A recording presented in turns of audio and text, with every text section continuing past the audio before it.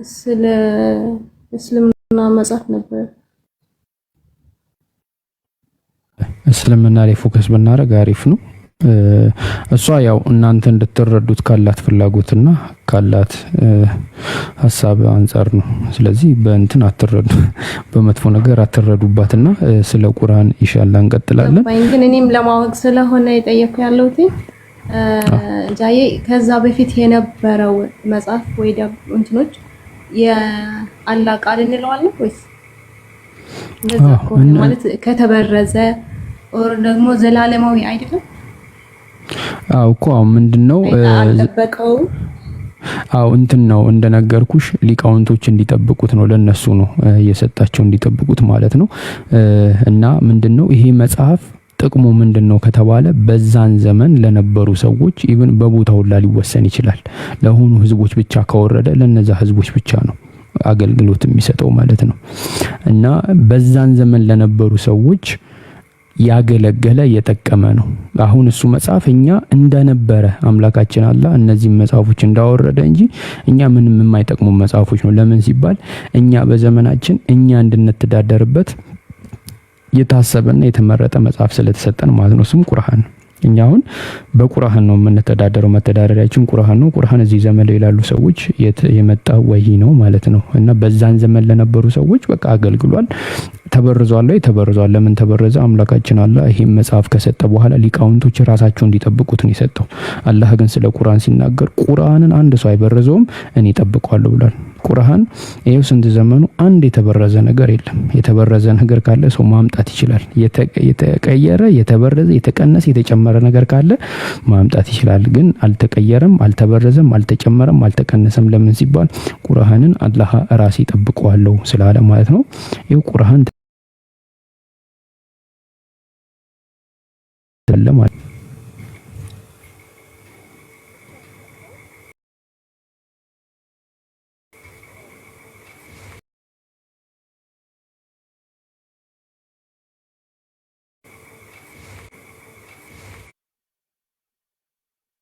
ማጅን የትኛው የዓለማችን መጽሐፍ ነው እያንዳንዱ ቃል እስከ ትርጉሙ መሸምደድ የሚቻለው? መሸምደድ ብቻ አይደለም ማፈዝ የሚቻለው።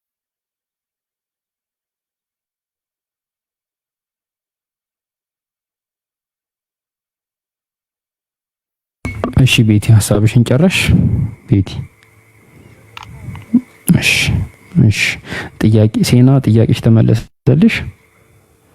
እንትን አሳሪ የት ሄዳ?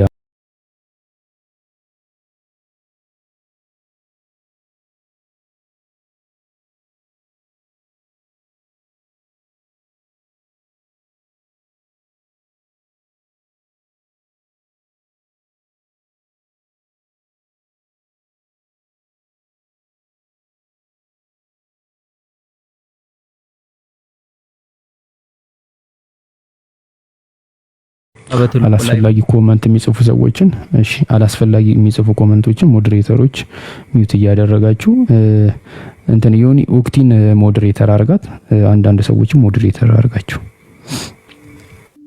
ያ ትልቁ ላይ ሆነ ጃቢርን ትልቅ ላይ አርጉትና ምናልባት አሁን ጃቢር በደንብ ያብራራው ፖይንት ላይ አንድ ሐሳብ ለመጨመር ትንሽ ሚስኮንሰፕሽን እንዳይኖር የበፊቶቹ የአላህ ቃል አይደሉም ወይ እንዴት ተበረዙ የሚል ፖይንትም ሊነሳ ስለሚችል በዛው ጠቅለል ለማድረግ ያክል ማለት ነው። መጀመሪያ በዋናነት መገንዘብ ያለባቸው ነገሮች ከቁርአን በፊት የነበሩ መጽሐፍት አላህ Subhanahu Wa Ta'ala ለነብያቶች የሚሰጣቸው መጽሐፍቶች ለጊዜው ለነበሩና በጊዜው ሊተዳደሩበት የሚችል መጽሐፍ ነው አላህ Subhanahu Wa Ta'ala ሲያወርድ የነበረው ለጊዜው በነበሩበት ቦታና በዛው ጊዜ ሊተዳደሩበት የሚችል ማለት ነው። ለምሳሌ እነዛ መጽሐፍቶች ስቲል ነው ሳይበረዙ ኦሪጂናል መልእክታቸው ሳይበረዙ ስቲል ነው ቢመጡ እንኳን የሚቀይረው ነገር የለም ለማለት ነው። አሁን ስለተበረዙ ነው ማትከተሏቸው ወይስ ምናምን እንደሱ አይነት ፖይንት አይደለም ያለው። አሁን እኛ ጋር ከበፊት የነበሩ የአላህ ቃሎች እንዳሉ እናምናለን ለነብያቶች የተሰጡ ማለት ነው። ለነቢያቶች እነዚህ የተሰጡ መጽሐፍቶች በጊዜው ለነበሩ ሰዎች የተሰጡ መጽሐፍቶች ናቸው። ምን ማለት ነው? በዛ ጊዜ የነበረ ሰው ነው ምን የሚደረገው የሚገለገልበት ያንን ህግ የሚከተለው ማለት ነው። አሁን ላይ ያለው ማህበረሰብ እኔና እናንተ አሁን ላይ ግን የማን ህዝብ ተከታይ ነን ማለት ነው? የነብዩ መሐመድ ሰለላሁ ዐለይሂ ወሰለም ህዝብ ተከታዮች ነን። ለዚህ ህዝብ ደግሞ አንዱ አላህ የላከው መመሪያ ምንድነው? ቁርአንን ያወረደው ማለት ነው ለዚህ ህዝብ። ስለዚህ እንደ አላህ Subhanahu Wa Ta'ala ስሩ ጄኔሬሽን እንደ ማህበረሰቡ ህግጋቶችን አስፈላጊ ይመጠናል የሚባል ህግጋቶችን አላህ Subhanahu Wa Ta'ala ያወርዳል ማለት ነው። ለዚህ ማህበረሰብ ከየኛው ከነብዩ መሐመድ ጀምሮ እስከ የውመል ቂያማ ያ ማለት እቺ ምድር እስክትጠፋበትና ዓለም በአጠቃላይ እንዲመራበት የተላከው መጽሐፍ ቁርአን ነው ማለት ነው። ቁርአን ነው። ስለዚህ ከበፊት የነበሩ ኢንጅልና ተውራት ራሳቸው ሳይበረዙ ኦሪጂናል መልእክታቸው እኛ እጅ መጽሐፉ እንኳን ቢኖር እኛ መመራት ያለብን በየትኛው ነው ማለት ነው? በቁርአን ነው። ለምን እነዚህ እንዲመሩባቸውና እንዲገለገሉባቸው የተሰጣቸው በዘመኑ ለነበሩ ሰዎች ስለሆነ ማለት ነው። እቺን ለመጨመር ነው። ሹክራን።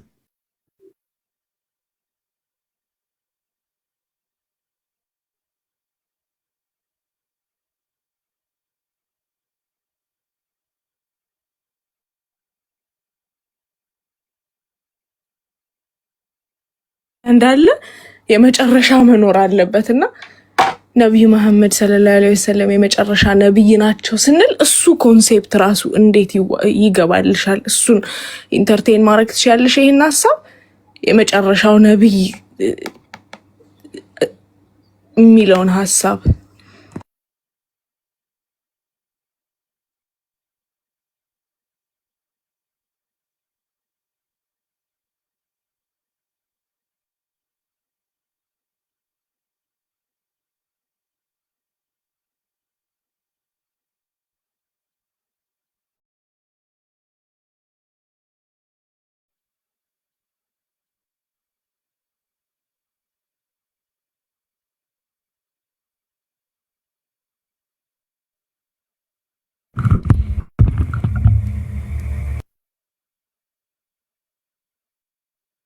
ስታነቢ እንዳገኘሽው ወይም በመጽሐፍ ቅዱስ ስትመሪ እንዳገኘሽው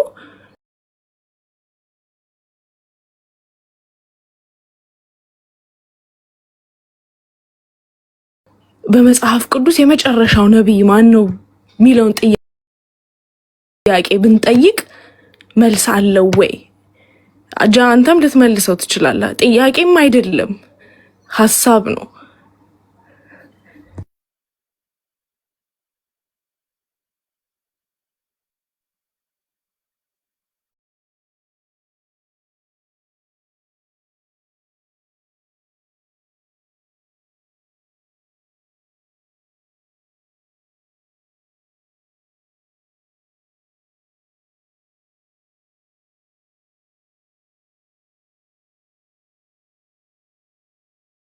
ወይስ አይሰማም? አይሰማም፣ ተቆራርጧል። በቃው ወደ ሐሳቡን ቀጥል።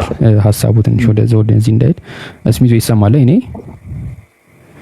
እሺ እንትን ሲና እሺ አለ ሙሉ እንትና ይሁን የለከም። እሺ እኔ አልሰራም አለኝ። እንዴት እንደሆነ እንጃ፣ ግን ተው ችግር የለውም ሀቢቢ። እሺ ሳሪ ያለሽ እንዴ? ሳሪ እያወራሽ ከሆነ ማይክሽ ሚዩት ነው።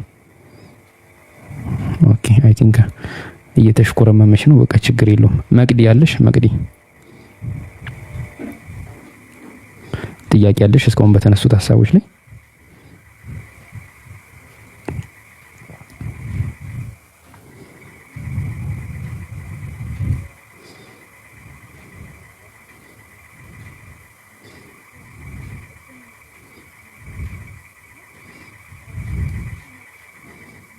ነገር ነው መስል ልጠቀም ማለት ያልተበረዘ ቢሆንስ ብሎ ኮሜንት ጽፈ ነበር አይደለ? እስኪ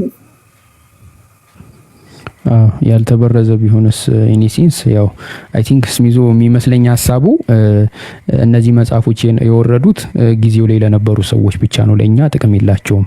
አምላካችን አላህ ህግን ሲያወጣ ከሱ ፍላጎትና ከሱ ምርጫ አንፃር ሳይሆን የሰው ልጆችን ባላቸው የኑሮ ዘይቤ ካላቸው የኑሮ ተግዳሮት አንፃር መፍትሄ ይሆናል ብሎ ያሰበውን ነገር ለሰዎች ልጅ ህግ ይሰጣል ሳይሆን ለምሳሌ ህግ ብቻ አይደለም አይደል ብሎ ይኪዳል። እኮ ህግም ባይሆን መለኮታዊ ባህሪዎችም አሉበት። እነሱ እኮ ባይበረዙም ችግር የለውም፣ ተመሳሳይ ነገር ነው የሚሆነው።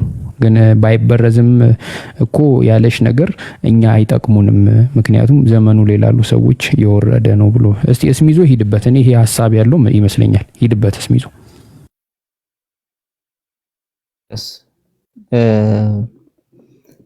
ባይበረዙ እነዛ መጽሐፍት ስል አላህ Subhanahu Wa Ta'ala ለምሳሌ ለሙሳ ተውራትን ሰጥቶታል፣ ለኢሳ ደግሞ ኢንጂልን ሰጥቶታል።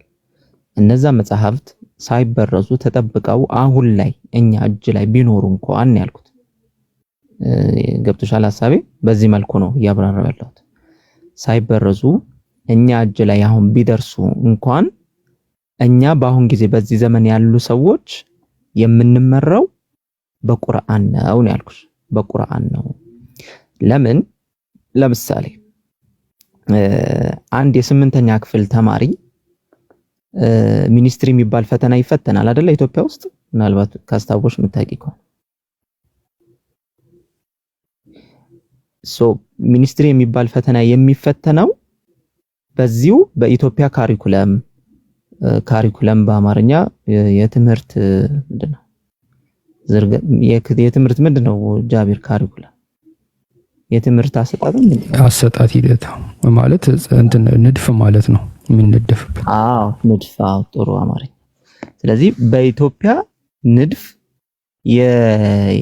የተቀረጸ ወይም ደግሞ በኢትዮጵያ የትምህርት ስርዓት የተቀረጸ መጽሐፍቶች ተዘጋጅቶ በሱ መሰረት ነው አይደለም የሚፈተነው በኢትዮጵያ ማለት ነው። የ8ኛ ክፍል አንድ ተማሪ አይደለም። ምን ልልሽ ፈልጌ ነው፣ በተመሳሳይ ሌላም ሀገራቶች ላይ ተማሪዎች የራሳቸው የሆነ እንደዚህ ፈተና መመዘኛዎች አሏቸው። 8ኛ ክፍል እንደዚሁ 10ኛ ክፍልን ብትሄጂ እንደዚሁ ማለት ነው፣ የራሳቸው የሆነ መመዘኛ አላቸው። የሌሎች ሀገራቶች ለምሳሌ የአሜሪካ ካሪኩለም ወይም ደግሞ ይሄ የትምህርት ስርዓት ዝርጋታው በሱ የካሪኩለም ወይም ደግሞ የትምህርት ስርዓት ኢትዮጵያ ሀገር ያለውን መፈተን እንችላለን። መቅደስ ያልተማረውንና ያላወቀውን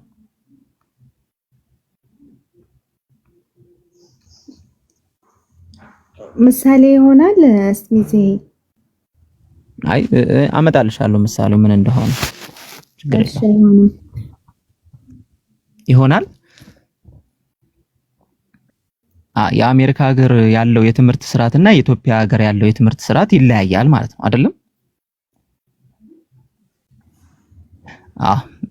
እዚህም ጋር ምን ልልሽ ነው፣ አላህ Subhanahu Wa Ta'ala የራሱን የሆነ ህግጋቶችንና የራሱን የሆነ መመሪያዎች እንደየትውልዱ ለትውልዱ በሚመጥን መልኩ በየጊዜው ያወርዳል። ለሙሳ አለይሂ ሰላም፣ ለኢሳ አለይሂ ሰላም፣ ለዳውድ አለይሂ ሰላም፣ ለኢብራሂም አለይሂ ሰላም እንደየትውልዱ ለትውልዱ በሚመጥን መልኩ ማለት ነው። ለነሱ በሚመስል መልኩ ለነሱ በሚመጥን መልኩ አላህ ያወርድላቸዋል። እነሱ በዛ መልኩ ይተዳደሩ ነበር። ያንን የሚተዳደሩትን ግልጽ ነው። እነሱ የሚተዳደሩበት የነበረውን ህግጋት ለጊዜውና ለነሱ ህዝቦች ያወረደው ነው። አሁን ላይ ግን አላህ Subhanahu Wa Ta'ala ደግሞ ለዚህ ህዝብ ያወረደው ህግጋት ደግሞ ምንድነው? ቁርአንን ያወረደው። ግን ከበፊቱ የነበሩ መጽሐፍቶችና አሁን አላህ Subhanahu Wa Ta'ala ቁርአንን ሲያወርድ አጠቃላይ የነበሩ ዋና ነገሮች ግን አይቀየሩም። ለምሳሌ አንዱን አምላክ ማምለክ ላይ፣ በነብያቶች ማመን ላይ የበፊት የነበረውም አሁን የነበረውም ዋና አስተምህሮቱ አይቀየርም። ግን ያንን በዋና አስተምህሮቱ ተመስርቶ በዋና አስተምህሮቱ ተመስርቶ የሚሰጡ ህግጋት ግን እንደየማህበረሰቡ አላህ Subhanahu Wa Ta'ala ለነሱ በሚመጥን መልኩ ያወርድላቸው ነበር ማለት ነው። ስለዚህ ከዚህ በፊት የነበሩ ህግጋቶች ልክ ካሪኩለም እንዳልኩሽ ለነሱ የሚሰራ ነው። አሁን ያለው ህግጋት ደግሞ ወይም ደግሞ ካሪኩለሙ በዚህ እንዳልኩሽ ለኛ የሚሰራ ነው ማለት ነው። አይ ቲንክ ትንሽ ግልጽ ነው ወይስ የባስ ኮንፊውዥን ወይ ግራ ገባሽ? አይ ግራ አልገባኝም፣ ገብቶኛል አባባል። ነገር ግን ህግጋት ነው ያልከው። ህግጋት ማለት አንድ ማህበረሰብ እንደየጊዜው አሁን እንደነገርከኝ እንደየጊዜው የሚተዳደሩበት ነው አልከኝ። እኔ ግን ህግጋቱ ብቻ ሳይሆን መጽሐፍ ብሉይ ኪዳን መጽሐፉ ስለ አምላክ መለኮታዊ ባህሪያት ወይ ደግሞ አምላክ ማን ነው የሚለውን ይገልጽበታል። ህጉ ብቻ እነሱ አይቀየሩም። ለዛ ነው መሰረታዊ አስተምህሮቶች አይቀየሩም አልኩሽ። ሙሳ ያስተማረው፣ ኢሳ ያስተማረው፣ ሙሳ ያስተማረው፣ ኢብራሂም ያስተማረው፣ ነብዩ መሐመድ የሚያስተምሩት ሁሉም ነብያቶች የሚያስተምሩት አንዱን አምላክ ማምለክ ላይ በሚለው ላይ ነው። እኛ ሁላችንም የምንስማማው በዚህ አስተምህሮ ላይ የሚቃረን የለም ወይም ደግሞ የሚቀያየር ነገር የለም። ለዛ ነው በመሰረታዊ ትምህርት ተንተርሶ ተመሳሳይ በሆኑ መሰረታዊ ትምህርቶች ተንተርሶ በሚሰጥ ህግጋት ላይ ነው የሚለያዩት ነው ያልኩሽ። በደንብ ካዳመጥሽ። አዎ አይ ገብቶኛል። ግን እሺ ህግጋት ስትሉ ለምሳሌ እናንተ ብሉይ ኪዳንን የአምላክ መለኮታዊ ባህሪዎች አይቀየሩም ብለኸኛል አይደል? አዎ። እሺ ህጎቹ ለምሳሌ በጥቂቱ ትንሽ ይሄ ህግ ለምሳሌ ህግጋት ስንልሽ ፎር ኤግዛምፕል የዚህ ዘመን የነበሩ ነብዩ መሐመድ በእኛ ዘመን ያሉት ለምሳሌ አንድ ሙስሊም በቀን 5 ጊዜ እንዲሰግድ ታዟል። ለምሳሌ ግዴታው ነው በቀን 5 ጊዜ እንዲሰግድ ማለት ነው። ቁርአን ግን አንድ ሙስሊም በዚህ ዘመን ማለት ነው በቀን 5 ጊዜ መስገድ ግዴታው ነው። ይሄ ለምሳሌ ይሄ ለነብዩ መሐመድ የወረደ ነው። ከዚህ በፊት የነበሩ ግን ከዚህ ሊለይ ይችላሉ። ህግጋቱ ስለተለየ ግን አንዱን አምላክ አለመለካችሁም አይባልም። ለምሳሌ ሶስትም ሊሰግዱ ይችላሉ። የራሳቸው የሆነ ያሰጋገድ ሁኔታዎችን አላህ Subhanahu Wa Ta'ala ለዘመኑ ለነበሩ ሰዎች ያወርድላቸዋል። ገብቶሻል? ግን ሁሉም አንዱን አምላክ ያመልካል። ያንን አምላክ ግን አላህ ባወረደላቸው ህግጋቶች መሰረት ማለት ነው ምን ይላሉ? ይገዛሉ ማለት ነው። ግልጽ ነው፣ ይገዛሉ። ስለዚህ አሁን አንድ ሙስሊም በዚህ ዘመን የነበረው ሙስሊም ይሄንን ሰግዷልና ወይም ደግሞ 5 ጊዜ በቀን ውስጥ ሰግዷልና ከዚህ በፊት የነበሩ 5 ጊዜ እኮ አልሰገዱም፣ ስለዚህ ተለያይቷል ልንል አንችልም እያልኩሽ ነው። ግን በፊት የነበሩትም ስግደትን ሲያደርጉ አሁን የነበሩትም ስግደትን ሲያደርጉ አንዱን አምላክ ግን ነበር የሚያመልኩት ልልሽ ነው። አሁን እየገባሽ ነው ፖይንቱ? አዎ። ግን አሁን ብሉይ ኪዳን ላይ ያለው ህግ ለምሳሌ ለአይሁዶች ለእስራኤላውያን የተሰጠ ነው።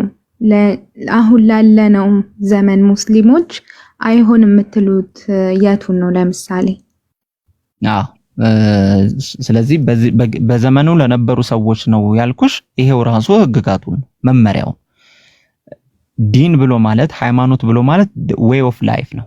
ዌይ ኦፍ ላይፍ ነው ብሎ ማለት አንድ ሰው እንዴት ህይወቱን መምራት እንዳለበት የሚያሳይ ሙሉ አቅጣጫ ነው። ዲን ብሎ ማለት ያ ነው። ሙሉ አቅጣጫ ነው ብሎ ማለት ምንድነው?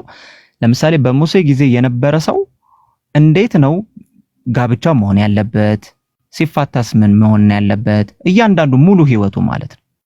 እንዴት ነው አምላክን ማምለክ ያለበት፣ ሲነግድ ምንድነው ማድረግ ያለበት፣ እያንዳንዱ ሙሉ ህይወትን የሚዳስስ ነው ሃይማኖት ብሎ ማለት ኢን ኢስላሚክ ኮንቴክስት ማለት ነው። ስለዚህ እነዚህ በአጠቃላይ ዌይ ኦፍ ላይፋቸው ለዘመኑ የነበሩ ሰዎች አላህ ያወረደላቸው ዌይ ኦፍ ላይፍ አለ። እንዴት እንደሚገዙት፣ እንዴት መኖር እንዳለባቸው፣ አላህ የሚወደውን ህይወት መኖር እንዴት እንዳለባቸው ሙሉ ህይወት ህግጋቶችን ያወርድላቸዋል። ልክ አሁን ላይ ቁርአን ላይ ምን እንዳለው ማለት ነው። ለምሳሌ በዚህ ዘመን ላይ ያለ ሰው ምንድነው ማድረግ ያለበት፣ ሲሰግድ ምን ማድረግ አለበት፣ ጋብቻ ላይ ምንድነው ማድረግ ያለበት፣ እያንዳንዱ ሲነግድ ምንድነው ማድረግ ያለበት፣ ሙሉ የህይወት ዘርፍን የሚነካ ነው። ዲን ብሎ ማለት ኢስላም ብሎ ማለት። ስለዚህ ከዚህ በፊት የነበሩ ሰዎችም እነዚህ ሙሉ ህይወታቸውን የሚመሩበት የነበረውን ነገር ዋና ዋና አስተምህሮቶቹ ሳይቀየሩ ግን እነዚህ ዌይ ኦፍ ላይፍ ደግሞ ለዚህ ዘመን ደግሞ በሚመስል ለዚህ ዘመን በሚመጥን መልኩ ደግሞ ምን ይሆናል? እዚህ ዘመን ላይ ላሉ ሰዎች ደግሞ አላህ ቁርአንን አውርዷል ማለት ነው። ለምሳሌ ውርስ እንዴት ነው መወራረስ ያለበት የሚለው ቁርአን ላይ ሙሉ የዌይ ኦፍ ላይፍን አላህ Subhanahu Wa Ta'ala ያስቀምጣል። እነዛ ሰዎች አላህ በጊዜው በሙሴ ያወረደላቸው ህግጋቶች ይመራሉ። እኛ ደግሞ አሁን በመጨረሻው ነብዩ መሐመድ ባወረደላቸው በቁርአን ማለት ነው እንመራለን ማለት ነው። አሁንም ግን ልብ ልትይ የሚገባው መሰረታዊ የሆኑ የአስተምህሮ ስርዓታቸው ግን ሳይቀየር ማለት ነው።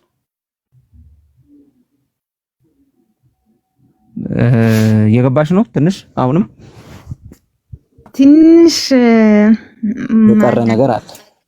አዎ ግን ቀስ ብሎ እረዳለሁ ብዬ ተስፋ አደርጋለሁ። ግን አሁን ምን መሰለከስ ይዘው ለመሰለክ እኛ እኔን እንደ መቅደስ ብትጠይቀኝ እስልምና ብሉይ ኪዳንን ቢቀበል መጽሐፉ ማለት ነው ምናልባት አንድ አምላክ ነው የምናመልከው ብዬ ላስብ እችል ነበረ። ግን እናንተ እንደምትሉት ጭራሽ አንዳንዶቹ እስልምና ላይ ጭራሽ መጽሐፉ ይሄ አይደለም ይላሉ። ግማሾቹ ደግሞ ተጨምሯልም ተበርዟል።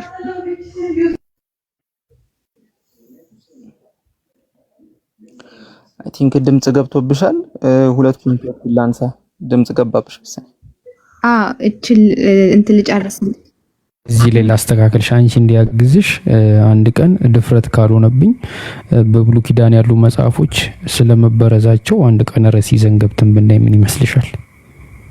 ከራሳችሁ መጽሐፍ ላይ ማለት ነው ብንታዘበው። እስኪ እሺ እናያለን። በቃ እንደሱ ይሻለና በሱ ምክንያቱም አንደኛ ስለመበረዙ መረጃ አምጡ ብትሉን መጽሐፉም ላይኖር ስለሚችል ያው ብዙ ክርስቲያኖች የሚጠይቁት ጥያቄ ስለሆነ እስቲ በብሉይ ኪዳን ያሉ መጽሐፎች እውነት ተበረዟል ወይስ አልተበረዙም የሚለውን ነገር ኢንሻአላህ አንድ ላይ ለማየት እንሞክራለን። ሀጂ ይውጡና ይመለሱ። እንግዲህ እስልምና ላይ እስካሁን አንስተናል። ጥያቄና አስጠፋብኝ። ጃቢር ይቀጥልልሽ። እሺ እኔ ለውጣ ችግር የለውም። ሄዶ ሀጂ እሺ እንትን በነገራችን ላይ በዚህ አጋጣሚ መምህር ቢኒያም ካሉ ወደ ላይ መጥተው ስለ ክርስትና አንዳንድ ነገር ቢያስተምሩን ጥያቄዎችም ተቀብለው አንድ ላይ በዚህ መንፈስ ቢያስተምሩን ደስ ይለኛል። እነዚህ ልጆች በቅርበት ሲያስተምሯቸው ስለማውቁት ስነ ስርዓቱን ያሉትን ዕውቀት ሳላደንቅና ሳላከብር አላልፍም። የሚችሉ ከሆነ ወደ ገስት ይምጡና ክርስትናን ቢያስተምሩን ምናልባት ያልገቡን ነገሮች ደግሞ ጠይቀን ቢያስተምሩን ደስ ይለኛል። ፍቃዱ ከሆነ መግዲ ወደ ጥያቄሽ መሄድ ትችያለሽ። ጥያቄን አስጠፋብኝ። እኔ እንዴ ምን ብዬ ነበር ያቆምኩት? አይ እንትን አልሽ በብሉይ ኪዳን ካልተበረዙ የኛ መጽሐፎች አልሽ። የኛ መጽሐፎች ካልተበረዙ መጣልኝ ብሉይ ኪዳን አሁን መጽሐፉ ካልተበረዘ እስሚዞ እንዳለው ካልተበረዘ እኔ አንድ አምላክ ነው የምናመልከው ብትቀበሉት ኖሮ ነው መለከው ኬጃ እኔ ለመቀበል አይከብደኝም ነበር። ገብቶሃል? ግን ተበርዟል እንዳልኩ ግማሹ ደግሞ የለም ይላል እና ከምን አንፃር ነው ማለት እንዴት ነው ምንድነው የሚባለው? ትንሽ ተረድተህ እኮ አው ስለተረዶሽ እኮ ነው መግዲዬ ምን እንደምናረግ ታውቂያለሽ። እኔ አሁን ተበርዟል ወይ ብለሽ ብትጠይቂኝ አው ተበርዟል ነው የምልሽ። ምንድነው መረጃ ብትኝ ቁርአን ነው ያለን ነው የምልሽ። ግን ላንቺ ሞር ስሜት እንዲሰጥሽ አንድ ቀን በሰፊው ተዘጋጅተንበት ብሉይ ኪዳን መጽሐፎች ስለመበረዛቸው፣ ስለመቀነሳቸው፣ ስለመጨመራቸው ብናየው ብንታዘበው ድፍረት ካልሆነብኝ ማለት ነው። ማለት መጽሐፉን ለማጣጣል ሳይሆን እስቲ ለናንተ እጃችን ላይ አለ ብላችሁ የምታምኑት ብሉይ ኪዳን እድል እንስተው እውነት ተበርዟል ብለን እስቲ ፈተሽ እናርገውና እዛ ላይ እንተዛዘቡና ይሄ ጥያቄሽ እዛ ላይ ቢመለስስ የሚል ሐሳብ ያቀረብኩልሽ ለዛ ነው።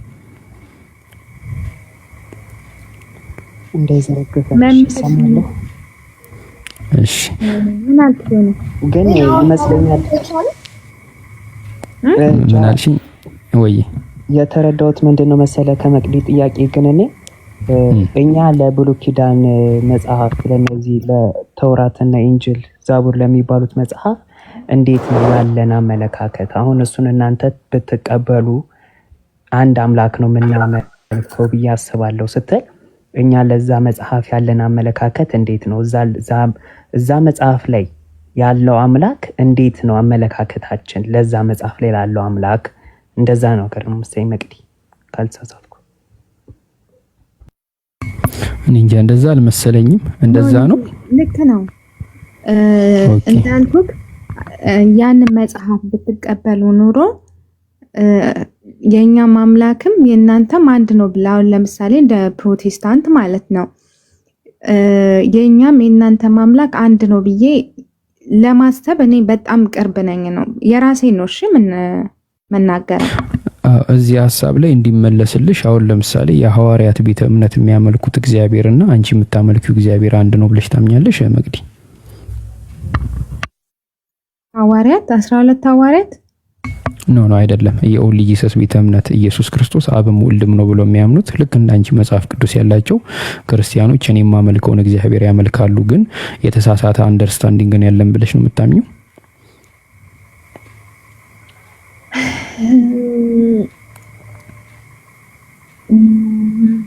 አዎ መሰለኝ። አዎ ግን በጣም ስህተት ላይ ናቸው ብዬ አምናለሁ። አዎ እኔም ደግሞ የራሴን ሐሳብ ስነግርሽ እኔ አሁን ክርስቲያን ነበርኩኝ።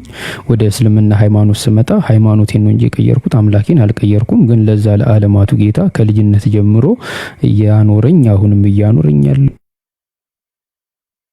ወደፊትም የሚያኖረኝ የምወደው በጣም ልገዛው ልብ የሚሻለት ያ የዓለማቱ ጌታ አንዱ አምላክ በልጅነቴ እግዚአብሔር አብ ብዬ ስጠራው የነበረው እሱ አምላክ እንደሆነ አምናለሁ። እኔ ለምሳሌ አብ አላህ ነው ብዬ አምናለሁ። እኔ እንደኔ የነቢያት አምላክ እሱ ነው ብዬ አምናለሁ። ወደ እስልምና ስትመጪ መንፈስ ቅዱስና ወልድ የሉም ማለት ነው። እንደዛ ነው ማምነው እኔ። ችግሩ እኮ ምን መሰለህ ይላሉ አንዳንድ ሙስሊሞች ይላሉ፣ አንዳንዶች ደግሞ አይሉም። ግን አሁን አንተ ማለትክ ብቻ ሳይሆን ይሄ መጽሐፍ ትቀበላለህ ወይ ነው። አሁን አንተ አብ ነው አምላክ ካልክ፣ አብ አላህ ነው ካልክ አንተ አብን ያወቀው በብሉይ ኪዳን ነው አይደል? ታውና ኪዳን አዎ በብሉይ ኪዳን ያወቅኩት። ስለዚህ ያን መጽሐፍ ትቀበላለህ ነው?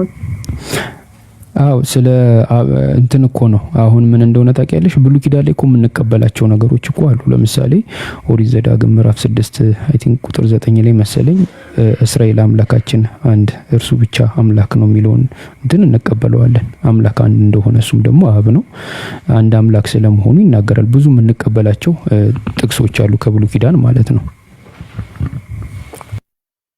ነኮጃ ምክንያቱም መጽሐፉ አለ ግን ተበርዟል ይባልና ከዛን የሆኑ ጥቅሶችን እኔ ይሄን ነው ያልኩ ገብቷል ወይ ሙሉውን መውሰድ ነው ወይ ደግሞ የለም ማለት ይሻላል መሰለኝ። መቅደስ እሱ ሐሳብሽ ትክክል ነው። ራስሽ በምታረጊው ዳይቭና ይሄ የሎጂክ ሪዝኒንግ የሚባሉትን ስኪሎች ባዳበርሽ ቁጥር እየተገለጠልሽ እየታየ የሚመጣ ከዛ ደግሞ ይሄ ወግ አጥባቂነታችንን ወይ ይሄ ብቻ ነው ትክክል የሚለውንም አስተሳሰብ ደግሞ ወደ ጎን ለማድረግ ከዛ ደግሞ አዲስ ነገር ለማወቅ ያለኝን ቱ ለርን ዩ ኒድ ቱ አንለርን ሳምታይምስ እና እሱን ደግሞ ኢንተርቴን ስታረጊ ከዛ ደግሞ ትልቁ አሁን ጃ ያለው ሐሳብ የወደድኩት ራሱ አሁን ለኔ ሆነስሊ እንደ ኢትዮጵያዊ ስሙ እግዚአብሔር ነው፣ በአረብኛ ስሙ አላህ ነው፣ በሂብሩ ስሙ ኢላሂ ነው፣ በእንግሊዘኛ ስሙ ጋድ ነው። ስለዚህ የእንግሊዘኛው ጋድ የኔ ጋድ አይደለም ልል ነው ቋንቋ ስለተለየብኝ እና ከነዚህ እይታ ማየት ከቻልሽ በሚለው ነው። እሺ ለመቅዲ ሐሳብ ለመጨመር ያህል መቅዲዬ ብሉይ ኪዳንን እኔ ተበርዟል ብዬ ነው ማምነው አልኩሽ እኮ እና አሁን ብሉይ ኪዳንን ላለመቀበል ምንድነው ምክንያት መበረዙ ነው። ይሄ ደግሞ ስለመበረዙ ደግሞ ከቁርአን አይደለም ያንቺ የራስሽን መጽሐፍ ይዘን ስለመበረዙ እንደገና በትንሹ ብሉይ ኪዳን ብለን የምናስበው መጽሐፍ በትንሹ ስነግርሽ ጴንጤና ኦርቶዶክስ ለምሳሌ የምትቀበሉት የብሉይ ኪዳን መጽሐፍ አንድ አይነት አይደለም። እነሱ ጨምረዋል ይላሉ፣ እናንተ ደግሞ ቀንሳችኋል ትላችኋላችሁ። እንደዚህ አይነት እይታ ነው ያለው። እናንተ እንደጨመራችሁ ነው የሚናገሩት እነሱ፣ እናንተ ደግሞ አይ እነሱ ቀንሰዋል ብላችሁ ነው የምታምኑትና ይሄንን ራሱ በትንሹ እንደምሳሌ ማየት ይቻላል። ስለዚህ ይሄ ሰፊ ርዕስ ስለሚሆን ጥቅስ እየከፈትን እያጣቀስን ማየት ስላለብን ብሉይ ኪዳን መጽሐፍ እውነት ተበርዟል፣ የተቀነሰ አለ፣ የተጨመረ አለ፣ እንትን ማኑስክሪፕቶቻቸውስ እንዴት ናቸው፣ ከየት ነው የመጡት የሚለውን ነገር አንድ ቀን ፕሮግራም ይዘንበት ብናወራበት የሚል ሐሳብ አለኝና ልክ እሱን ስመልስልሽ ከዚህ ካልኩሽ ነገር ጋር ይገጥምልሻል ማለት ነው ከተግባባን መቅዲ።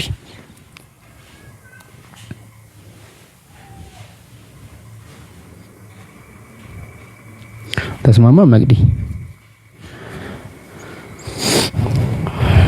እሺ ኤዱ ጥያቄ ነበርሽ መሰለኝ፣ ወደ አንቺ ጥያቄ እንሂድና አሁንም በድጋሚ ያጀማ 360 ምናምን ሰው አለ። ታብታቡን አድርጉት፣ ታብታብ አድርጉ። ዮኒ ላይቭ ስትሪሙ ካለቀ በኋላ ታብታቡን ወስዶ በኪሎ ስለሚሸጠው ይሄ ስለሆነ ጥቅሙ ታብታብ አድርጉለት፣ ኮፒ ሊንክ አድርጉለት ሌሎች ሰዎች እንዲዳረስ።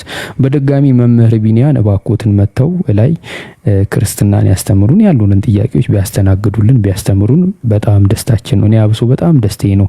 ለዘመናት ከምናፍቃቸው ነገሮች ውስጥ አንዱ ምንድነው ጥያቄዎችን ክርስትና ላይ ያሉኝን ጥያቄዎች እነዚህ ክርስትና ላይ ያሉን ጥያቄዎችን የሚመልስልኝ ሰው አጥቼ ከክርስትና የወጣሁበት ሁኔታዎች ስለተፈጠሩ ምናልባት ይመልሱልኝ ይሆን ስለሚችል በዚሁ ቴምፖ በዚሁ ቫይብ በመማማር መንፈስ መተው ጥያቄ ቢቀበሉንና ቢያስተምሩን ደስ ይለናል። እሺ ችግር የለም። መንገድ ላይ ከሆኑ በሚችሉ ጊዜ በሌላ ቀን በቤቱም ቢሆን ይሄ ነገር ተዘጋጅቶ ክርስትና ላይ ያለኝን ጥያቄ አብሶ ቢመልሱልኝ በጣም ደስ ይለኛል። ሲችሉ ይገባሉ ኢንሻአላህ። ሄደን ወደ ጥያቄሽ መቀጠል ትችያለሽ።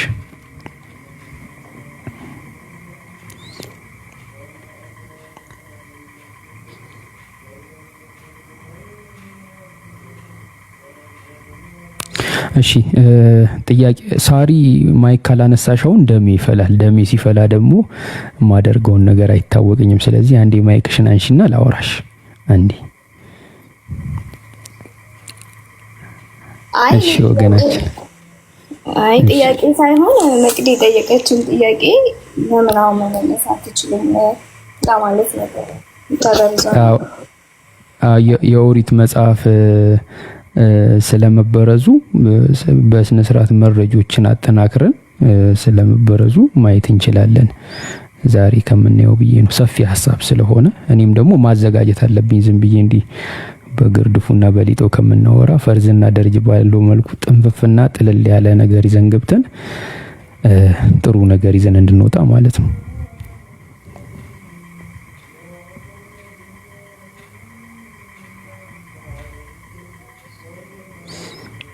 እሺ እናመሰግናለን።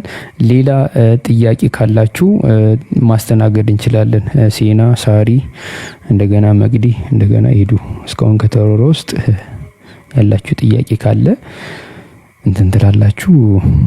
ያው እናንተ ደግሞ ፈቃዳችሁ ከሆነ ደግሞ ስለ ክርስትና በቀጣይ ታስተምሩናላችሁ ማለት ነው። መምህር ቢኒ ቢኖር አሪፍ ነበር። አልተመቻችሁም፣ መንገድ ላይ ነው ያሉት። ኢንሻአላህ እንትን እንላለን ማለት ነው። ምን ይሁን አሁን ዮኒ ላይክ ዋት ኢዝ ዘ ኔክስት ሙቭ? ምንድነው ኔክስት ሙቫችን? ወይ ደግሞ የምትፈቅዱልኝ ከሆነ ለምን ከክርስትና እንደወጣው ልናገር ከፈቀዳችሁልኝ ማለት ነው። ከክርስትና ላይ ክርስቲያን ማልሆንባቸው ምክንያቶች፣ ከክርስትና ወጥቼ እስልምና ለምን እንደተሻለኝ እነሱን ነጥቦች ላይ ማውራት እንችላለን። እነሱን ነጥቦች ላይ አውርቼ ጥያቄ ካላችሁ እሱ ላይ መቀበል እንችላለን ፈቃዳችሁ ከሆነ። አይ ይቅር ካላችሁ ደግሞ ይቅር። መቅዲ ምን ይመስልሻል? ኤዱ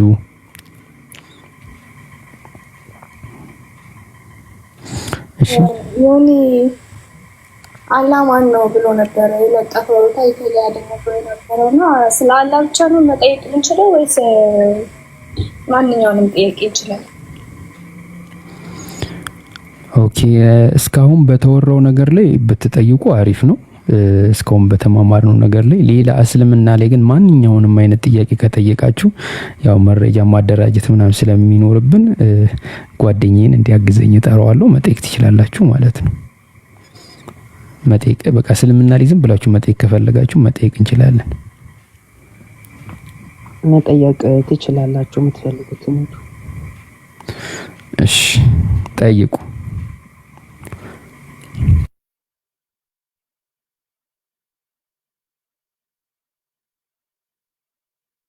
እኔም ሳሪ ጥያቄ አንስተን ነበረ ቅድም። ሳሪ ጥያቄ መጠየቅ ትችያለሽ።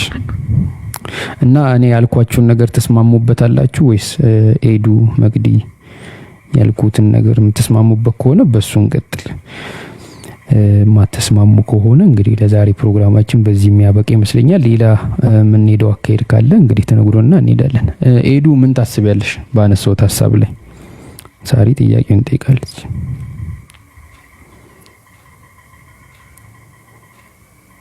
አይ አሪፍ ነው። ኦኬ እሺ መቅዲ ያለሽ?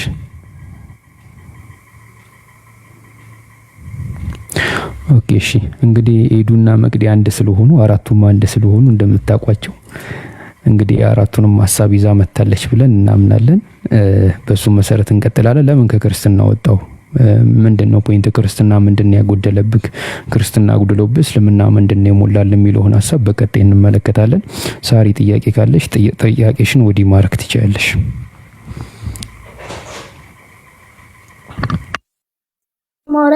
ማውራት ስለሚከብደት ወይ በኮሜንት ትጠይቅ መሰለኝ። ትችላለች፣ ተጠይቅ።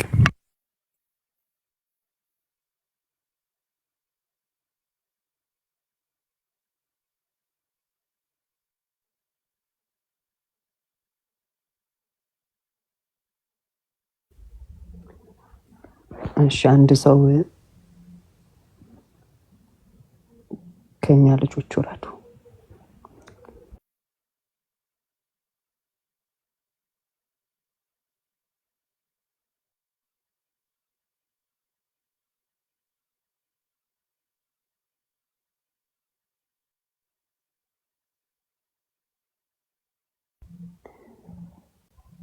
መምህር ቢኒ ልኮ ነበረ መለሰው።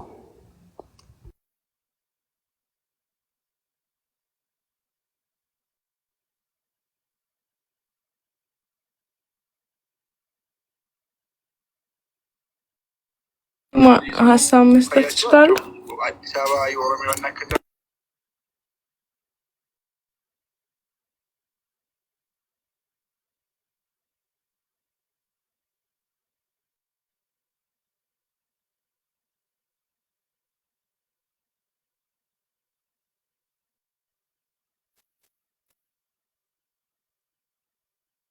አክም ሀሳብ መስጠት ፈልጋለሁ እያለች ነው ኮሜንታችን። አረ ሂጅበት እንዴ! ሀሳብ አናፈንም። ሄዱበት ሀሳብ ያላችሁ ኖ ላይክ ሰሞኑን ቲክቶክ ላይ እኔም how I became a Muslim ሁሉም ሰው how they become a Muslim ምናምን ሲያወሩ የኔ how I became a Muslim ትንሽ ተለየብኝ። because like ይሄ ሁሉ ሰው የሚጠይቃቸው ጥያቄዎችን ጭራሽ question ራሱ like questionዎቹ ራሱ አይምሮ ውስጥ አልመጡም። ከመጽሐፉ በፊት መጽሐፍ ቅዱስ ይቀድም ነበረ ምናምን not even a flinch ነው የምልህ። I read the Quran, I love it, I understand, I accept። ከማንም አልተከራከርኩ። ማንንም ይሄ የማማከር እንዴት ነው ምናምን የጭንቀት ራሱ ምልክት አልነበረብኝም። በቃ I was lost and I found the key. End of story። እና ብዙ ሰዎች የሚጠይቁትን ጥያቄ ሳይ maybe እኔ እነዛን ጥያቄዎች ያልጠየቅኩት አልኩኝ ሞር ትልልቅ ጥያቄዎች ወይ ጠይቄ ይሆናል ወይም እነዚህ ጥያቄዎች እንደ ጥያቄ ራሱ ኢንተርቴን አላረኳቸው እና ለምን ብዬ በጣም አሁን ሰሞኑን ላይክ እንትን እያልኩኝ ነበረ እንዲህ ጊዜም እንደዚህ ሎንግ ታይምም አልፈጀብኝም። በቃ አፍተር አይ ሪድ ኤንድ አፍተር አይ አንደርስታንድ ነው እና የኢድ ቀን ሁሉን ሳይ የማህበረሰቡን የኮሚኒቲውን ነገር ሳይ በቃ ወዲያው ነው ልቤ እጇን የሰጠችው። እና ለምን ብዬ ኩዌስችን ሳደርግ ሜይቢ ዩኒቨርሲቲ እያለን ምናምን በሪዝኒንግ ከዛ አርጊመንት አንድን ሀሳብ ላይክ ዩኒቨርሲቲ አሁን ብዙ ላይክ የምናደርገው የነበረው አንድ መጽሐፍ ይሰጠናል፣ እሱን አንብበህ አርጊመንት የሆኑ ሀሳቦችን ማምጣት ምናምን። ከዛ ደግሞ ግራጁዌትም ሳደርግ ሪሰርች ፔፐር ትልቅ ሪሰርች ፔፐር ፍልሰት ላይ ነው የሰራሁት። ኢንተርናል ማይግሬሽን ወደ አዲስ አበባ ፖለቲካል ኢኮኖሚክ እና ሶሻል እና እነዛን ሁሉ ነገሮች ስላለፍኩ ነው መሰለኝ እነዛ እንደ ጥያቄ ራሱ ሊመጡብኝ አልቻሉም። እና በጣም አሪፍ ነው። ብዙ እንደዛ ውስጥም አልገባሁም እና ይገርመኛል።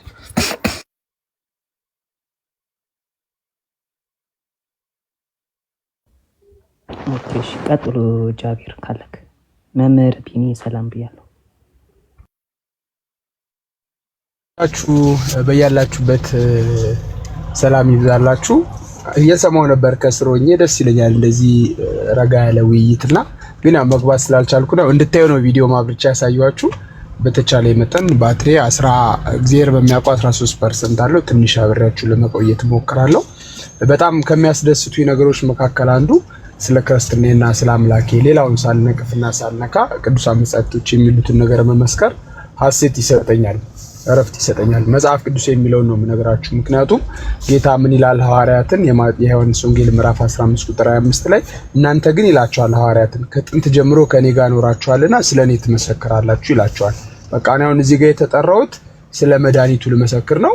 ሌላውን አከብራለሁ፣ አክብሬ ምስክርነቴን እቀጥላለሁኝና ምናልባት እንግዲህ ብዙ ነገር ስለሰማሁኝ ከምን መጀመር እንዳለብኝ አላቅም። ሼፕ መስመር አስይዙትና የሆነች ነገር እኔ ላለው ዕብራውያን 1:1 መነሻዬ ነው። በነገራችን ላይ ዕብራውያን 1 ምዕራፍ 1 ጀምሮ ያለውን ብታነሱልኝ ለምንላቸው ነገሮች አንድ መሰረት ጥዬ ወደ ቀጣዩ ውይይት እንገባለን። ሌላው በኮሜንት እየጠየቅኩኝ ነበረ ከኛው መጽሐፍ ቅዱስ የኛው መጽሐፍ ቅዱስ እንደተበረዘ የሚነግረን የመጽሐፍ ቅዱስ ክፍል ስጡኝ ብዬ ነበር። አይ ይሄ ክፍል ላይ ተበርዟል ይላል።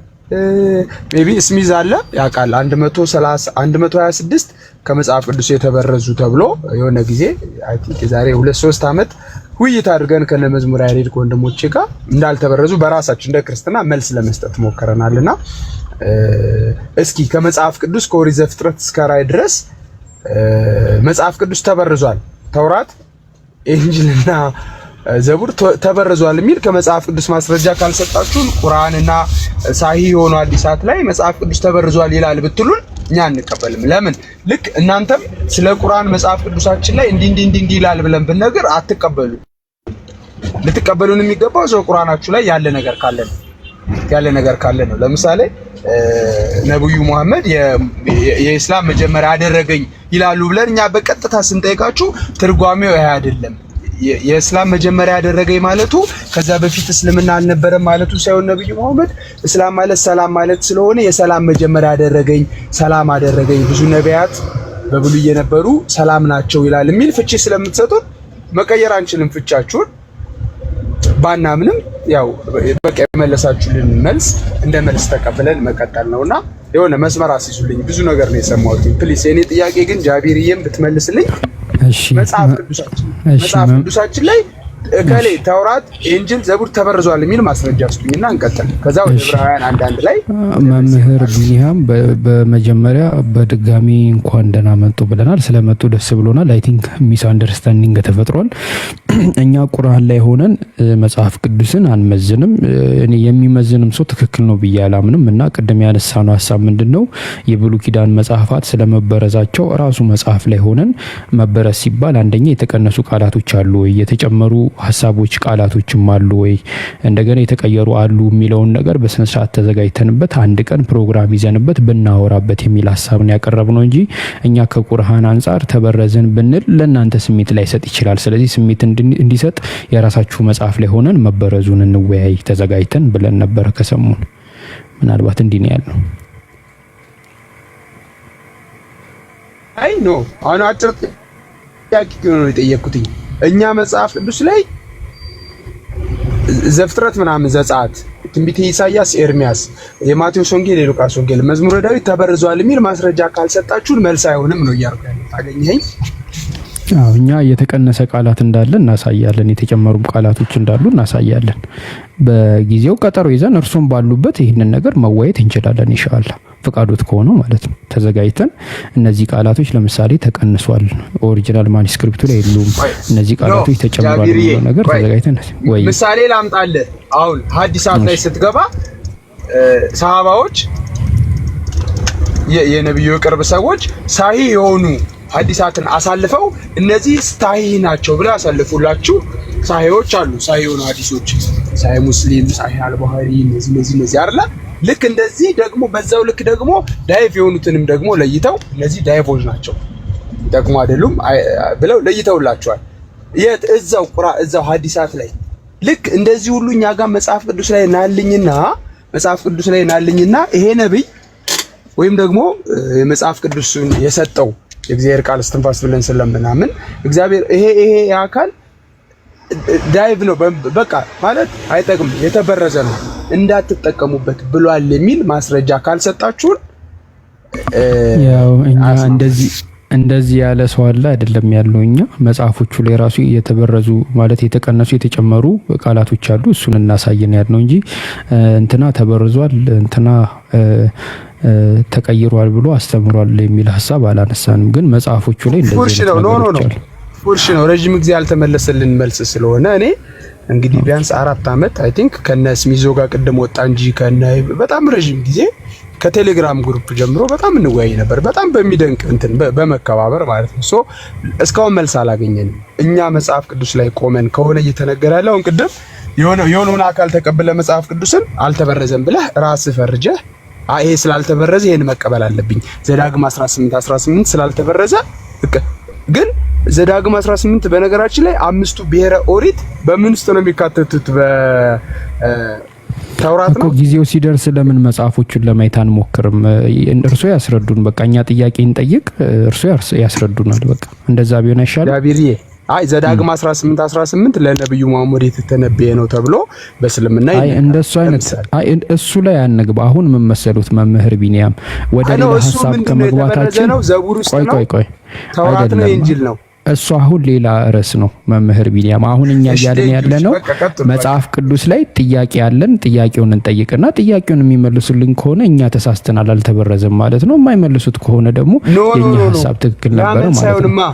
በተናጠል ከመጽሐፍ ቅዱስ አንድ ፔጅ ወስደህ የምትፈልገውን ዘዳግም 18 ለነብዩ መሐመድ የተነገረ ነው ብለህ ወስደህ እንደሱ አይነት ጥያቄ አይደለም የምንጠይቀው። ኖ እንደዚህ አይነት ነው እያልኩ አይደለም። ፕሊስ አግኘኛ። እሱ እኮ ሌላ ነገር ነው። አሁን እኮ መጽሐፍ ቅዱስ ቆይ ኢብሮ አንድ ቪዲዮ በቀደም ሰርቶ አልተመቸኝም መልስ ሰጥበታለሁ ብዬ እኔ ብሄድ ይሻላችኋል እኔ ከሄድኩ በኋላ አጽናኙን እልክላችኋለሁ ብሏል።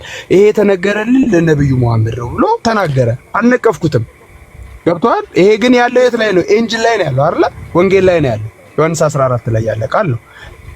ከተበረዘ ከተባለው ኢንጂል መካከል የሆነውን ምዕራፍ ወስደህ ለኔ ነው ይጠቅመኛል ብለህ ወስደህ የሆነውን አካል መጣል ይቻላል ወይም ደግሞ ከዚህኛው ከኢንጂል ከዘቡር ከተውራት ይሄ ምዕራፍ ልክ ሳሂህና ሐዲስ ነው ተብሎ እንደተለየው የተለየ መጽሐፍ ቅዱስ ላይ ስጡን ማስረጃ ነው። ፕሊስ አገኛችሁኝ እኮ እሱ አሁን ገብቶ እሱ አሁን ሌላ ርዕስ ነው እኔ ደግሞ እያልኩ ያለሁት እሱኛው ሌላ ርዕስ ነው። እናንተ የምትፈልጉትን ትወስዳላችሁ፣ የማትፈልጉትን ወይ ደግሞ ለእናንተ መልስ የሚሆኑ ነገሮችን ለምሳሌ እንደምትሉት ኢየሱስ ክርስቶስ ሰው ነው የሚለውን ነብይ የሚለውን ትወስዳላችሁ፣ አምላክ የሚለውን ግን አትወስዱትም እንደምትሉት የምትፈልጉትን ትወስዳላችሁ፣ ማፈልጉትን አትወስዱምና ለምን እንዲደረጋል የሚል ጥያቄ ነው። እሱ ሌላ ርዕስ ነው መምህር ቢኒያም። እኔ ደግሞ አሁን እያልኩት ያለው ነገር ሌላ ነው። እሱን በቀጣይ በስነ ስርዓት ተነጋግረን በውስጥ ስነ ስርዓት ባለው መንገድ ተነጋግረን መወያየት እንችላለን። አሁን ፍቃዶት ከሆነ ክርስትና ላይ ያለንን ጥያቄዎች እያነሳን ቢያስተምሩን ደስ ይለኛል፣ ፍቃዶት የሚችሉ ከሆነ። ወደዛ አምገባው ግን ዕብራውያን አንዳንድን አንብባችሁልኝ ፈትቼ ነው ክርስትና የነቢያትና የሐዋርያት ሃይማኖት ነው ብዬ ነው እኔ የምነሳው። ከዛው ወደ ጥያቄያችሁ ገባለሁ። ብዙ የተባለውን ነገር ማጥራት ስላለብኝ ዕብራውያን አንዳንድን አንብቡልኝና ልፍታ። ክርስትና ላለው የነቢያትና የሐዋርያት ሃይማኖት ነው።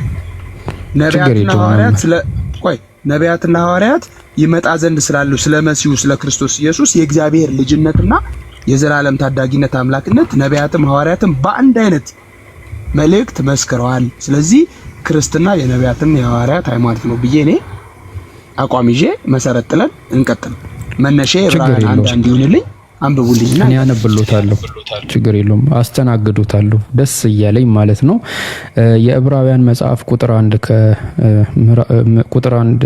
ምዕራፍ 1 ከቁጥር 1 ላይ እንደዚህ ይላል። ከጥንት ጀምሮ እግዚአብሔር በብዙ አይነት በብዙ ጎዳና ለአባቶቻችን በነቢያት ተናግሮ ሁሉን ወራሽ ባደረገው ደግሞ ዓለማትን በፈጠረበት በልጁ በዚህ ዘመን መጨረሻ ለኛ ተናገረን። እርሱም የክብሩ መንጸባረቅና የባህሪው ምሳሌ ሆኖ ሁሉም በስልጣኑ ቃል እየደገፈ ኃጢአታችንን በራሱ ካነጻ በኋላ በሰማያት በግርማው ቀኝ ተቀመጠ። ከመላእክትም ይልቅ እጅግ የሚበልጥ ስምና በወረሰ መጠን እንዲሁ ከነርሱ አብዝቶ ይበልጣል። ከመላእክትስ አንተ ልጄ ነህ፣ እኔ ዛሬ ወልጄሃለሁ፣ ደግሞ እኔም አባት ሆናለሁ፣ እርሱም ልጅ ይሆነኛል ያለው ከቶ ለማን ነው? ደግሞ በኩርም ወደ ዓለም ሲገባ የእግዚአብሔር መላእክት ሁሉ ለእርሱ ይስገዱ ይላል። ስለ መላእክትም መላእክቱን መናፍስት አገልጋዮችንም የእሳት ነበልባል የሚያደርግ ይላል። ስለ ልጁ ግን አምላክ ሆይ ዙፋን እስከ ዘላለም ድረስ ይኖራል። የመንግስት በትር የቅንነት በትር ነው። ጽድቅን ወደድክ አመፅን ጠላ። ስለዚህ እግዚአብሔር አምላክም ከጓደኞች ይልቅ በደስታ ዘይት ቀባ ይላል። ደግሞም ጌታ ሆይ አንተ ከጥንት ምድርን መሰረት፣ ሰማዮች የእጆች ስራ ናቸው። እነርሱ ይጠፋሉ፣ አንተ ግን ጸንተህ ትኖራለህ። ሁሉም እንደ ልብስ ያረጃሉ፣ እንደ መጎናጸፊያም ትጠቀልላቸዋለህ። ይለወጡማል። አንተ ግን አንተ ነህ። አመፀኞች ከቶ አያልቁም ይላል። ነገር ግን ከመላእክት እንዳይረዝምብን እኔ የምፈልጋት አመቶችም ጨርሻለሁ። እሺ ችግር የለውም። ሁሉንም አልፈታም። ችግር የለውም። ከሰዓት እናንተ ችግር አንድ ይቀጥሉ። ለምን ወደታች ስንወርድ አንድ ላይ የፈለኳት ነው። ክርስትና ብያለሁ የነቢያትና የሐዋርያት ሃይማኖት ነው። ቅድም አሳይቻችኋለሁ። ስቲል እቤት አልገባውም። አሁንም በቃ ጥግ ላይ ቆም ብዬ ነው ማወራችሁ። ምክንያቱም እዚህ ድረስ አክብረኸኝ ጃቢር ውድ ወንድሜ እንትን ካልከኝ የሆነ ነገር ማድረግ አለብኝ። እህቶቼንም ተከትዬ እስከመጣው ድረስ በጣም ወዳቸው እህቶቼ እነ ኤዱ እነ ሳሪ እነ መቅዲ የትም ቢገቡ ተከትያቸው ነው የምገባው። ቁንጥ ጥያረኩ ታላቅ ወንድማቸው ስለሆንኩ። መልካም ክርስትና የነቢያትና የሐዋርያት ሃይማኖት ነው የምልባቸው ምክንያቶች አንድ ከጥንት ጀምሮ ከሚለው ምዕራፍ 1 ቁጥር 1 ብቻ ነው የምፈታው። ዝቅ ስንል እስከ ቁጥር 2 ፈትቼ ስለሚል ከዛ ወደ ጥያቄያችሁ ገባለሁ። ከጥንት ጀምሮ እግዚአብሔር ከጥንት ጀምሮ መቼ ነው ያ ጥንት? በእኛ የሂሳብ ቀመርና ስሌት አናውቀውም። ስለ እግዚአብሔር ጥንት የሚለው ቃል ባይዘው መጀመሪያ የሌለው አልፋ በቃ የመጀመሪያ ማለት ነው። መቼ ነው ያ መጀመሪያ? እንደ ዘመን አቆጣጠር 5000 ምናምን አይደለም። በቃ ጥንት አለ። መልካም ከጥንት ጀምሮ እግዚአብሔር በብዙ አይነትና በብዙ ጎዳና ለአባቶቻችን በነቢያት ተናግሮ ከዚያስ ዝቅ ይልና በኋላ ዘመን ደግሞ በልጁ ነገረን ይላል። ሁለቷን ነው እኔ መፍታት የምፈልገው። ከጥንት ጀምሮ ማለት ነው እግዚአብሔር ባወቀ ከጥንት፣ ለኛ ግን ሰው ስለሆነ ሰው ከተፈጠረ ጀምሮ በሚለው ነው የምንይዘው። መልእክቱ ለኛ ስለሆነ ሰው ከተፈጠረ ጀምሮ እግዚአብሔር ራሱን ለሰዎች ከመግለጥና ሰዎችን ከማስተማር ወደ ኋላ ብሎ እንደማያውቅ የሚያሳይ ነው። ከጥንት ጀምሮ እግዚአብሔር ተናገረ ሲል ወደ ኋላ ብሎ አያውቅም። እግዚአብሔር ሰዎችን ያላስተማረበት፣ ሰዎችን ያልመከረበትና ሰዎችን ያልገሰጸበት ጊዜ የለም ማለት ነው። ራሱን ያልገለጠበት ጊዜ የለም። እግዚአብሔር ለማይክሮ ሰከንድ ተሰውሮ አያውቅም። ሙሉ በኩሌ ነው እግዚአብሔር። ከጥንት ጀምሮ ለአባቶቻችን ከኖህ ጋር ተነጋግሯል። አባቶቻችን ወደ ኋላ መሄድ እንችላለን። ኖህን እንዳለው እንዳናገሩ ዘፍጥረት 7 ላይ ኖህንም እንዲህ አለው ተናግሯል ለሚለው ማረጋገጫችን እግዚአብሔር ኖህንም እንዲህ አለው አንተ ቤተሰቦችን ሁሉ ይዘህ ወደ መርከቡ ግባ ብሎ አናገረው ይላል። አብርሃምን እግዚአብሔር ተነጋግሮታል። እግዚአብሔርም አብርሃምን አለው ከሀገርህ ከዘመዶች ከአባት ቤት ተለይተህ እኔ ወደ ማሳይ ምድር ውጣ አለው። ተነጋግሯል እግዚአብሔር ከአብርሃም ጋር ዘፍጥረት 12:1። እግዚአብሔርም ሙሴን አለው ምን አለው? በመካከላችሁ ነብይ ቢኖር እኔ እግዚአብሔር በራእይ እገለጥለታለሁ ወይም በህልም አናግረዋለሁ። ባሪያዬ ሙሴ ግን እንዲህ አይደለም፣ እርሱ በቤቱ ሁሉ ላይ የታመነ ነው። እኔ አፍ ለአፍ እግዚአብሔር በግልጥ አናገራቸው ብለን የለ ምን አለ እግዚአብሔር በቃሉ እኔ አፍ ለአፍ በግልጥ አናግረዋለሁ በምሳሌ አይደለም ማለት እግዚአብሔር ሙሴን ያናገረበት በምሳሌ አይደለም። እኔ አፍ ለአፍ አነጋግረዋለሁ የእግዚአብሔርን መልአክ ያህል በባሪያዬ በሙሴ ላይ ትናገሩ ዘንድ ስለምን አልፈራችሁም እያለ ዘኍልቍ 12:1 ጀምራችሁ ሲናገር እንመለከታለን። ይሄ ተግሳጽ ነው። አሮንና ማርያምን የገሰጸበት ነው። አፍ ለአፍ የማናገረው ባሪያዬ ላይ እንዴት ክፉ ነገር ትናገራላችሁ? ኢትዮጵያዊቱን ስላገባ ስለተናገሩት ነው። አጠር ላድርገው። ቀጠለ። እግዚአብሔር ከጥንት ጀምሮ ለአባቶቻችን በብዙ አይነትና በብዙ ጎዳና ምንድነው? እንዴት ነው እግዚአብሔር በብዙ አይነትና በብዙ ጎዳና የተናገረው ካልን የእግዚአብሔር ትእዛዝ ለሰዎች የሚተላለፈው በተለያየ መንገድ ነው። በብዙ አይነትና በብዙ ጎዳና በተለያየ መንገድ ይናገራል እግዚአብሔር ለሰዎች መልእክቱን ሲያስተላልፍ። ስለዚህ እግዚአብሔር ለአባቶቻችን በተለያየ ስልት ቃሉን አስተላልፎላቸዋል። በነቢያት ቅድም ብዙ ጥቅስ መስጠት እችላለሁ። በነ ኢያሱ፣ በነ ሙሴ፣ በነ ኤልያስ በህልም ያናገራቸዋሉ፣ በራእይ ያናገራቸዋሉ። በራእይ ያናገራቸው ዘፍጥረትና በህልም ተናግሮታል። እነ ኢያሱ ጥቅስ መያዝ ትችላላችሁ። መጽሐፈ ኢያሱ ምዕራፍ 1 ቁጥር 1 ላይ እነዚህን ሁሉ እግዚአብሔር አናግሯል። በብዙ አይነት፣ በብዙ ብር፣ በብዙ ጎዳና፣ በብዙ አይነት፣ በብዙ ስለዚህ ከዚህስ በኋላ ከተናገረ በኋላ ግን ሁሉን አራሽ ባደረገው በኋላ ዘመን ደግሞ በልጁ ነገረን ነው። ቅድም ቤቲ ወጣች መሰለኝ ምን ስትል ሰምቻታለሁ። ቤቲ በዩኒቨርሲቲ ጃቪርዬም ስትል እንደነበረው ድሮ ማመልከው እግዚአብሔር አብ አላህ ሆኖ አንድ ሆኖ አግኝቻለሁ ብለሃል። ይሄ ድሮ የምታውቀው ቤተልሔምዬም ድሮ የምታውቀው አንዱ እግዚአብሔር አላህ ሆኖ አግኝተናል ብላችኋል። ይሁንላችሁ። ይሄ አንዱ እግዚአብሔር ግን ልጅ አለኝ እያለ ነው። በልጁ ደግሞ በኋላ ዘመን ነገረን ይላል። በልጁ ደግሞ ምን አደረገን? በኋላ ዘመን ነገረን። ሁሉን ወራሽ ባደረገው በልጁ ደግሞ ነገረን። በብዙ አይነት፣ በብዙ ህብህ፣ በብዙ ጎዳና ለነቢያት 5500 ዘመን ሲናገር ቆይቶ ሁሉን ወራሽ ባደረገው በልጁ ደግሞ ብዙ ነገር ጠየቀን። ሁሉ የተባለው ምንድነው? ወራሽ ሆኖ ማን ነው? አውራሹ ማን ነው? የሚሉ ብዙ ፍቾች አሉ። ስለዚህ ክርስትና የነቢያትም የሐዋርያትም ሃይማኖት ነው የምለው። በነቢያት ተናግሯል። በሐዋርያትስ ተናግሯል? አዎ ተናግሯል። በሐዋርያት ላይ አድሮ ጌትነቱን አምላክነቱን ተናግሯል። ይሄን በመሳሰል ሁኔታ ክርስትና የነቢያትና የሐዋርያት ሃይማኖት ነው ብለን እንቀጥላለን። ወደ ጥያቄያችሁ መግባት እችላለሁ። ጃቢር እንዳላበዛ ነው ብዙ ማለት ይችል ነበረ። ይቅርታ ካበዛውባችሁ ይቅር በሉኝ። እሺ ያው በእናንተ ቋንቋ ቃለ ሕይወት ያሰማልን፣ መንግስተ ሰማያት ያዋርስልን፣ አጥንቱን የሚያለመልም የምስጋና ከዚህ በኋላ ጠፋብኝ። እሺ መምህር እናመሰግናለን ለማብራሪያው። ያው ጥያቄያችንን የምንጀምረው አሁን እርሶ ከጀመሩበት ነገር ነው። ዕብራውያን 1 ምዕራፍ 1 ከቁጥር 1 ላይ ከጥንት ጀምሮ እግዚአብሔር በብዙ አይነት ጎዳና ለአባቶቻችን በነቢያት ተናግሮ ይላልና እዚህ ጋር ሲናገር የነበረው እግዚአብሔር አብ ነው፣ እግዚአብሔር ወልድ ነው፣ እግዚአብሔር መንፈስ ቅዱስ ነው ወይስ ሶስቱም ናቸው ሲናገሩ የነበሩት? ይሄ የመጀመሪያ ጥያቄ ነው ካነሱት ማለት ነው። እግዚአብሔር ስንል አብን፣ ወልድን፣ መንፈስ ቅዱስን ነው። ኦኬ። ስለዚህ እዚህ ጋር ስላሴ ነበር ሲናገሩ የነበሩት ማለት ነው። በቃ እግዚአብሔር ስንልኛ አብን፣ ወልድን፣ መንፈስ ቅዱስ ነው። በሆነ ቦታ እግዚአብሔር ካለ ወልድም ሊሆን ይችላል፣ መንፈስ ቅዱስም ሊሆን ይችላል፣ አብም ሊሆን ይችላል። እዚህ ጋር ግን እግዚአብሔር ካለ ከጥንት ጀምሮ አብ፣ ወልድ፣ መንፈስ ቅዱስ በብዙ ህብር በብዙ ጎዳና በነቢያት አድረው ሲናገር ነበር። ኦኬ። እሺ አሁን እንዲህ ካሉን ከጥንት ጀምሮ አብ፣ ወልድ፣ መንፈስ ቅዱስ በብዙ አይነትና በብዙ ጎዳና ለአባቶቻችን በነቢያት ተናግሮ ሁሉን ወራሽ ባደረገው ደግሞ ዓለማትን በፈጠረበት በልጁ የተባለው ማን ነው? እዚህ ጋር ልጁ የተባለ አለ። በልጁ ደግሞ ነገረን ወልድ። ኦኬ። በልጁ የነገረን ማን ነው?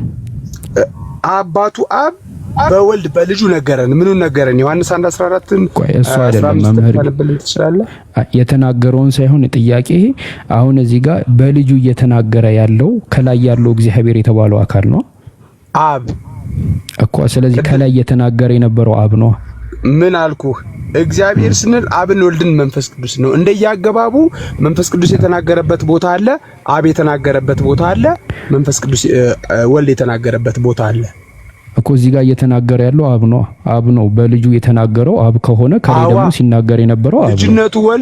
ልጅነቱ ወልድ ለአብ ስለሆነ ማለት ነው እኮ። ላይ እግዚአብሔር የተባለው አብ ነው፣ አብ፣ ወልድ፣ መንፈስ ቅዱስ አይደለም። እንዴት ነው የተረዱት? ኖ አብ፣ ወልድ፣ መንፈስ ቅዱስ ነው እየተናገረ ያለው። ለምን ልጁ አብ ወልድ መንፈስ ቅዱስ ለወልድ አባቱ ናቸው አይደለም? አብ ነው አባቱ። ይኸው አሁንም ክሊር ይሁንልህ። የእግዚአብሔር ወልድ ልጅነት ለኛ በኋላ ዘመን ሲባል በስጋ ማርያም ተገልጦ ከታየ በኋላ እንጂ እግዚአብሔር ወልድ ለእግዚአብሔር አብ ልጅነቱ ከጥንት ጀምሮ ነው። አይኔ እሱን አይደለም የጠየቁት መምህር ቢያምን የጠየቁት ሚስተር እንዳይሆን ወይም ውስብስብ እንዳይል ነው ወደዚህኛው የገባውልኝ። እኔ ቀለል ያደረኩት የአብ ልጅ ነው። አዎ መጀመሪያ ጥያቄን ይረዱት መምህር ቢኒያም ከጥንት ጀምሮ ሲናገር የነበረ እግዚአብሔር አለ። ይሄ እግዚአብሔር ደግሞ በዚህ ዘመን በልጁ ተናግሮናል አይደለም? yes። ስለዚህ ከላይ ያለው እግዚአብሔር በነቢያት ወልድ ልጁ ማን ነው አለ ዝቅ ብሎ? ኢየሱስ እኮ ልጁ ምንድነው አለ ለአባቱ? የክብሩ መንጸባረቅና የባህሪው እኮ እሱ አይደለም ጥያቄ። እሱ አይደለም ጥያቄ። ለምን ስለ ጥያቄ አይደለም እሱ ላይ ጥያቄ የለኝም። መጽሐፍ ቅዱስ እኮ ነው የምልህ እኮ መጽሐፉማ እርሱ የክብሩ መንጸባረቅና የባህሪው ምሳሌ ሆኖ ሁሉም በስልጣኑ ቃል እሱ ላይ አይደለም ጥያቄ። ልጁ ባለ ስልጣን ነው። ይሄ አይደለም ጋር እኩል ስልጣን አለው። መምህር ቢኒያም እኔ አሁን ልጁ ስልጣን አለው ኃጢአት ያነጻል ላያነጻም እሱ አይደለም ጥያቄ። እኔ ጥያቄ ከጥንት ጀምሮ እግዚአብሔር የተባለው አካል በዚህ ዘመን በልጁ ተናግሮናል አይደለ? በልጁ ተናግሮናል። ለምን? ቆይ ለምንድን ነው? ጥያቄ ጠየቀኝ እኮ አንዴ ተወኛ። አይ ለምን እንደተናገረ አይደለም ጥያቄ። የማይታይ አምላክ ልጁ የማይታይ አምላክ ምሳሌ ነው አንደኛ። እግዚአብሔርን ያየው አንድስ እንኳን የለም፣ ልጁ ግን ተረከው ይላል። በእቅፉ ያለው ልጁ ግን ምን አለው ይላል? መጥቶ ተረከልን ይላል። ስለዚህ ልጁ ምንድነው ማለት ነው? የባህሪ አባቱ አብ በመልክ የሚመሳሰለው በስልጣን የሚስተካከለው ስለሆነ መላእክት ሊተርኩት ያልቻሉትን ነቢያት ሊተርኩት ያልቻሉትን በባህሪ የመለኮቱ ተረከልን ልጁ እኩል ስልጣን ስላለው። አሁን መምህር ቢኒያም ልጁ ከአባትየው ጋር እኩል ስልጣን አለው የለም? ይሄ አይደለም የኔ ጥያቄ። ስልጣን እንዳለው እኔ ካልመሰከርኩኝ መጽሐፉ የሚናገረውን ካልተረዳን እንዴት አድርጎ ሊመሰክር ይችላል? እንትን መመስከር ከሆነ የፈለጉት ደቂቃ ልስጦትና ይመስክሩ። እኔ አሁን ጥያቄ ነው የጠየቁት። ጥያቄው ምስክርነቱና የባህሪ ልጅነቱ ላይ አይደለም ጥያቄ ምንድነው? ወይ ሊያስረዱን የሚፈልጉ ነገር ካለ ተጨማሪ ደቂቃ ልስጦትና ያስረዱን። ከዛ በኋላ የኔን ጥያቄ ተረድተው ከዛ ጥያቄን ራሱ መልሱልኝ። እኔ የጠየቁት ጥያቄ እሱ አይደለም። እኔ የጠየቁት ጥያቄ ሌላ ነው። ምናልባት ማብራራት የሚፈልጉት ነገር ካለ ተጨማሪ ደቂቃ ይወስዱና ያብራሩ። ልስጦት ተጨማሪ ደቂቃ። አሁን ጃቢር የኔውን ማለት የማልፈልገው ነገር ምንድነው? እኔ የምናገረውን የመጽሐፍ ቅዱስ አውድ የገባኝን ቤተክርስቲያን ያስተማረችን ያረፍኩበትን ስነግርህ አንተ ከዚህኛው አንግል ሳይሆን ከቁርአን አኳያ ወይም አላህን አንዱን አምላኬን አገኘሁት ካልከው እይታ አንፃር የምጠይቀኝ ከሆነ ልንግባባ እንጂ በፍጹም አይደለም። እሺ እንድንግባባ፣ እሺ መምህር ቢኒያም እንድንግባባ የጠየቁትን ጥያቄ ድገሙልኝ ከይቅርታ ጋር። ምንድነው የጠየቁት? ምንም የጠየቀኝ ጥያቄ የለም አንተ። ኦኬ አሁን እኔ ጥያቄ በጣም ወሳኝ ጥያቄ ነው የጠየቁት፣ ግን ጥያቄን አልተረዱልኝም። እሺ የጠየቁት ጥያቄ ከጥንት ጀምሮ እግዚአብሔር በብዙ ጎዳና ለአባቶቻችን ተናግሮ የተባለው እግዚአብሔር በዚህ ዘመን በልጁ ለኛ ተናግሮናል ወይስ አልተናገረንም? ይሄ ነው ጥያቄ። ተናግሮናል። ቴንኪው። ከተናገረን ለዚህ ለልጁ አባት የተባለው እግዚአብሔር አብ ነው ወይስ አይደለም? አብ ነው። ቴንኪው። ስለዚህ ከጥንት ጀምሮ ሲናገር የነበረው እግዚአብሔር የተባለው የወልድ አባት ነው ወይስ አይደለም? የወልድ አባት የሚናገረው ግን በወልድ ቃልነት ነበር። ኦኬ ስለዚህ ማለት ነው ይሄ እግዚአብሔር የተባለው አካል በወልድ ቃልነት ይናገር፣ እሱ ሌላ ነገር ነው። ግን እግዚአብሔር የተባለው አብ ነው ወይስ አይደለም? ኖ ጃቢ ተቀበል ብዬ አላስገድድም። ችግር የለውም። እሺ ችግር የለውም። ይናገር የነበረው አብ በልጁ ቃልነት ዓለምን ፈጠረ እንዳለ ሁሉ በልጁ ቃልነት ይናገር ነበር። ኦኬ እሺ ስለዚህ እዚህ ጋር ከጥንት ጀምሮ ሲናገር የነበረው እግዚአብሔር አብ በልብነት ወልድ በቃልነት መንፈስ ቅዱስ በእስትንፋስነት ይናገሩ ነበር። ይሄ ነው መልሱ። ስለዚህ ትሪኒቲ ከከተትከኝ ነው እንጂ ወደ ትሪኒቲ ከከተትከኝ የምትለው ነገር ለመመለስ ችግር የለውም። ስለዚህ ማለት ነው እግዚአብሔር በአብ በልብነት ወልድ በቃልነት መንፈስ ቅዱስ በስትንፋስነት የወልድ አባት ናቸው። ማስረጃ አስተይ አልኩኝ። አይ በመጽሐፍ አለ እኮ ይሄ ከጥንት ጀምሮ በአብ ልብነት በወልድ ቃልነት በመንፈስ ቅዱስ እስትንፋስነት ሲናገረው የነበረው እግዚአብሔር ሥላሴ ልጄ ብሎ ጠራው ወልድን። ይሄው ከታች ቆይ ዓለምን በቃሉ ፈጠረ ካለ መጽሐፍ ቅዱስ ዓለምን በቃሉ ፈጠረ ካለ ለማረጋት አትችል። አይ እሱ ዳዊት መዝሙር 32 ላይ እሱ አይደለም መልስ ልስጣ ማስረጃ እኮ ነው። ይመልሱና ወደ ሌላ እንቀጥላለን። እሺ ቀጥሉ እኮ መዝሙር 32 ላይ አንዴ ጠብቀኝ። መዝሙር 32 ላይ ሳይሉ ለእግዚአብሔር መላ ምድረ ወበቃለ እግዚአብሔር ጸና ሰማያት ይላል። በእግዚአብሔር ቃል ሰማዮች ጸኑ ይላል። የእግዚአብሔር ቸርነት ምድርን መላች። ወበቃለ እግዚአብሔር ጸና ሰማያት፣ በእግዚአብሔር ቃል ሰማያት ጸኑ ይላል። ሌላ እግዚአብሔር የሆነ ቃል ተጠቅሞ አይደለም።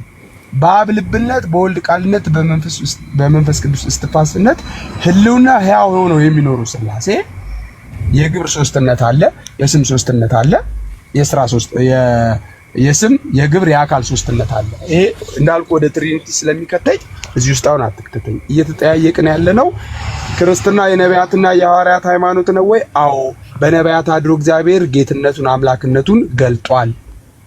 እንደሚወርድ እንደሚወለድ እነ ኢሳይያስ ላይ አድሮ ተናግሯል። ሕፃን እንደተወለደልን ወንድ ልጅም እንደተሰጠን ያለቅነት ስልጣን በጫንቃው ላይ እንደሆነ ስሙም ድንቅ መካር ኃያል አምላክ የዘላለም አባት የሰላም አለቃ እንደሚሆን በነቢያት አድሮ የተናገረው ቃል ተፈጽሟል። መጽሐፍ እሺ መምህር ቢኒያን ያው መልስ ነው ብለው የሰጡትን መልስ ተቀብለናል። ያው ትዝብቱለት አዳሚ ነው ምንቶ። እሺ ሁለተኛ ጥያቄያችን እዚህ ላይ ያው የሃይማኖት መጽሐፍ ላይ ኢየሱስ ክርስቶስን ወይ ደግሞ ወልድን ሲናገር ከእውነተኛ አምላክ የተገኘ እውነተኛ አምላክ ከእውነተኛ ብርሃን የተገኘ እውነተኛ ብርሃን የተወለደ እንጂ ያልተፈጠረ የምትባል ጥቅስ አለች እንደምናስታውሰው አይ ቲንክ እርግጠኛ ነኝ እንደዚህ የሚል አለ። ስጠኝ የት ነው ጥቅስ ያለው? የሃይማኖት ጸሎት ላይ የሃይማኖት ጸሎት የሚል ጥቅስ አለው እኮ እኔ አሁን እንደ ሐሳብ ነው ያነሱ ያለሁት። አይ እኮ ጥቅሱን ታውቀዋለህ? በማስረጃ በጥቅስ ጠይቀኝ። እዚህ ጋር የተወለደ እንጂ አልተፈጠረ የሚል ከጥቅስ ለምን መሰለህ? አሁን ከመጽሐፍ ቅዱስ ውጪ በጥቅስልህ ላትቀበለኝ ትችላለህ። ችግር የለውም። መጽሐፍ ቅዱስ ላይ ጠይቅ። በቃ እኔ የምንግባባ ስለመሰለኝ ነው። እዚሁ ላይ ጥቅስ አለው ስጠኝ። ጥቅሶቹን ችግር የለውም። ስለመወለዱ ከአብ ጥቅስ ልስጦት ችግር የለውም። ዕብራውያን 1 ምዕራፍ 1 ቁጥር 5 ላይ ከመላእክትስ አንተ ልጄ ነህ እኔ ዛሬ ወልጄዋለሁ ደግሞ እኔም አባት ሆናለሁ እርሱም ልጅ ይሆነኛል ያለው ከቶ ለማን ነው ይላል። ይሄ ቅድመ ዓለም አብ ወልድን እንደወለደው የሚያሳይ ጥቅስ ነው ካልተሳሳትኩ ትክክል ነው። እሺ አሁን ዛሬ ወለድኩ የሚልም አለ መዝሙር ላይ። አዎ እና ምንድነው ጥያቄ እዚህ ጋር አብ ቅድመ ዓለም ወልድን ሲወልደው ምኑን ነው የወለደው? የተወለደው ነገር ምንድነው? እሱ ነው ጥያቄ። ምን የተገለጠ ነገር አለ? በእንደዚህ አይነት መንገድ ወለደው የሚል አለ። ሁለተኛ ልደቱ ተገልጧል። የመጀመሪያ ልደቱ በእንደዚህ አይነት አወላለድ ወለደው የሚል ጥቅስ አለ። አይ በምን አይነት ሁኔታ ወለደው ሲሆን የወለደው ምኑን ነው? የተወለደው ምንድነው? እንደዚህ ወለደው ምናምን ሳይሆን የተወለደው ነገር ምንድነው? ከምን ተነስተ ጥያቄውን እኮ ጠየቀኝ። ጥቅስ ስጠኝ ነው ወይም ደግሞ ይላልና ስጠኝ ነው። አይ አልገባኝም። ኦኬ ለጠይቁት ችግር የለውም። ኦኬ ይቅርታ ስልክ ገብቶብኝ ነው ዘጋውቴ። የተወለደው በዚህ ነው የሚል ማስረጃ አለ ወይ ነው እያልኩ ያለው። ይሄው አንተ ልጄ ነህ እኔ ዛሬ ወልጄሃለሁ ሲል አብ ወልድን ሲወልደው ወልጄሃለሁ ሲለው ምኑን ወልዶት ነው እኮ? ምኑን ነው የወለደው? መቀበል ነው ምልህ አንተ ልጄ ነህ ዛሬ ወለድኩ ካለ መቼ ወለድከው እንዴት ወለድከው ብለን የመመርመር ስልጣን የለንም። ምኑን እንደወለደው አይታወቅም። ቆይ አላልኩም። ወለድኩ እያለው ምንድነው? ማን እንደወለደው አይታወቅም አይደል? ማን ነው አይደል? ማን ነው የወለደው አይደለም። መምህር ቢኒያም ማን ነው የወለደው አላልኩም። ምኑን ነው የወለደው? የተወለደው ምኑ ነው? አብ ወልድን ምኑን ነው የወለደው? ምን አለ እዚህ ጋር? ምን ነው ወለድኩ አለ። ወልጄሃለሁ ነው ያለው። ምን ነው ወለድኩ ይላል። ወልጄሃለሁ ታዲያ ምን ነው ወለድኩ የሚል ከሌለ አልተጻፈ ለምን አንበት ትጠይቀኛለህ? ኦኬ እሺ። ስለዚህ በቃ ዛሬ ወለድኩ አለው። ምንን ማቄን ጨርቄን እንትኔን አላለም። በቃ እሺ ችግር የለም። አንተ ልጄ ነህ። ቆይ አንተ ልጄ ነህ ዛሬ ወለድኩ። ቆይ እኔ አባት ሆነዋለሁ እርሱም ልጅ ይሆነኛል አለ። በቃ ከመላእክት አንተ ልጄ ነህ ዛሬው ልጅ አለው የሚል የለም አለ። ገብቶሃል? የለም አለ። በነገራችን ላይ መዝሙር 2:7 ላይ ነው እግዚአብሔር አለኝ አንተ ልጄ ነህ ዛሬው ልጅ አለው። በትንቢት በመንፈስ ቅዱስ መነጽርነት የተነገረውን ቃል ነው ዳዊት ቁጭ አደረገልን። እግዚአብሔር አለኝ ምን አለኝ? አንተ ልጄ ነህ ዛሬ ወለድኩ። መቼ ነው ያ ዛሬ? ዛሬም ልጁ ነው ማ ወልድ የማን ልጅ ነው? የአብ ልጅ። ዛሬም አባቱ ነው ማን? አብ። የማን አባት? የወልድ አባት። በቃ ዛሬ የሚለው ቃል ዘመን እስካልተሰፈረለት ቀን እስካልተቆጠረለት ድረስ ከጥንት ጀምሮ እግዚአብሔር ወልድ የእግዚአብሔር አብ የባህሪ ልጅ ነው ብለን ለመመስከር እንገደዳለን ማለት ነው። በተረፈ መዝሙር 2:7 ላይ ነው ጥቅስ ለምትፈልጉ ሰዎች የዳዊት መዝሙር 2:7 ላይ ነው። ይሄ ትንቢት ቃል ለኢየሱስ ክርስቶስ የእግዚአብሔር ልጅ ስለመሆኑ የተገለጠ ነው ብለን እናምናለን። አንተ ልጄ ነህ ዛሬ ወልጄሃለሁ ማለቱ ቅድመ ዓለም ሳይፈጠር ከአብ ስለተወለደው ልደት የተነገረ ነው ብለን እኛ እናምናለን። ቃል በኋለኛው ዘመን ሰው እንደመሆኑ መጠን ተገልጦ ደግሞ ሁለተኛ ልደቱን አይተናል። ዛሬ የሚለው ቃል አሁንም ያገለግላል ብለን እናምናለን። አብ ምን አለ? እኔ አባት ሆነዋለሁ እርሱ ልጅ ሆነኛል አለ። ቁጥር 5 አይደል ጠየቀኝ ጃቢርዬ? ዕብራውያን 1:5 አው ያው አብ ወልድን ምኑን ነው የወለደው ነው አልተገለጸም ነው ያሉኝ። በቃ ችግር የለውም ነው የለም እዚህ ጋር እኮ ችግር ልጠይቀኝ እኮ ከተጻፈው ተነስተ ነው እኮ ችግር የለውም። በሎጂክ ልጠይቀኝ አይገባም እኮ በቃ ነው ችግር የለውም ብላ እኮ ምኑን እንደወለደው የሚያሳይ ጥቅስ አለ መምህር ቢኒያም አለ ወይ? አንተ ነው እኮ የምጠይቀው። አይኔ ጥያቄ እንደወለደው የሚያሳይ ጥቅስ ካለ አይ አብ ወልድ አብ ቆይ መምህር ቢኒ አብ ወልድን እንደወለደው ጥቅስ ካለ የወለደው ምኑን እንደሆነ እኔ ጥያቄ ሆኖብኝ ነው። ይሄንን መመለስ የሚችል ከሆነ ይመልስ። እኔ ካለ ጥያቄ እኮ ካለ ለምን ጠይቆታል? ቆይ ጥያቄ የምጠይቀው ፕሊዝ። እና ታዲያ የሌለ ነገር ለምን ትጠይቀኛለህ? ኦኬ ምኑን እንደወለደው አይታወቅም? የለም አምጣ እኮ ነው ማስረጃ። ምኑን ወለደ የሚል ከምን ተነስተ ጠየቀኝ ነው እኮ ያልኩ ያለሁት። ኦኬ እና አሁን ይሄንን ለማለት ለምሳሌ ለምሳሌ የሆነ የቁርአን አያን አንስቼ ያው ታውቀኛለህ፣ አውቃቸዋለሁ የቁርአን አንስቼ በፍቅርና በቅንነት በመከባበር ለምሳሌ እዚህ ላይ እንዲህ ይላል እንዲህ ላይ ምን ብለህ አይታወቅም ነው የምትለኝ? የተገለጠውንና የተጻፈልንን ነው ወይም ደግሞ የውሱን አይምሯችን የሚመጥነውን የመቀበልም የመጠየቅም ስለ በቃ በዛ ልክና ስሌት ወስደናል። በቃ ገብቶኛል። እኔ መምህር ቢኒ ነው አልገባም አልልህም። የገባኝን ልንገሮት እኔ አባት ሆነዋለሁ። የገባኝን ልንገሮትና ያርሙኛል ለኦዲየንሱ ልግለጥ እኮ የገባኝን ልንገሮትና ያርሙኛል። በዛም ለኦዲየንሱ ልናገር ኢየሱስ ክርስቶስ ወይ ደግሞ ምን ጠይቀኝ ነው ምን የገባህ? ቆይ አሁን የለም እስካሁን ያስረዱኝን ልንገሮት እስካሁን ያስረዱኝን እንደገባኝ ልንገሮት። ከዛ እኔ አባት ሆነዋለሁ የሚለውን ለምንድን ነው የፈራው? ልፍታዋ ነኝ ፈቱት እኮ እስካሁን እያብራሩት ነበር። ቅድመ ዓለም ወልዶታል አሉ ልጄ ነው እኔ አባት ሆነዋለሁ ያለው ማን ነው የሚለው ልፍታ። እሺ ቀጥሉሽ። መልካም እኔ አባት ሆነዋለሁ እርሱም ልጅ ይሆነኛል።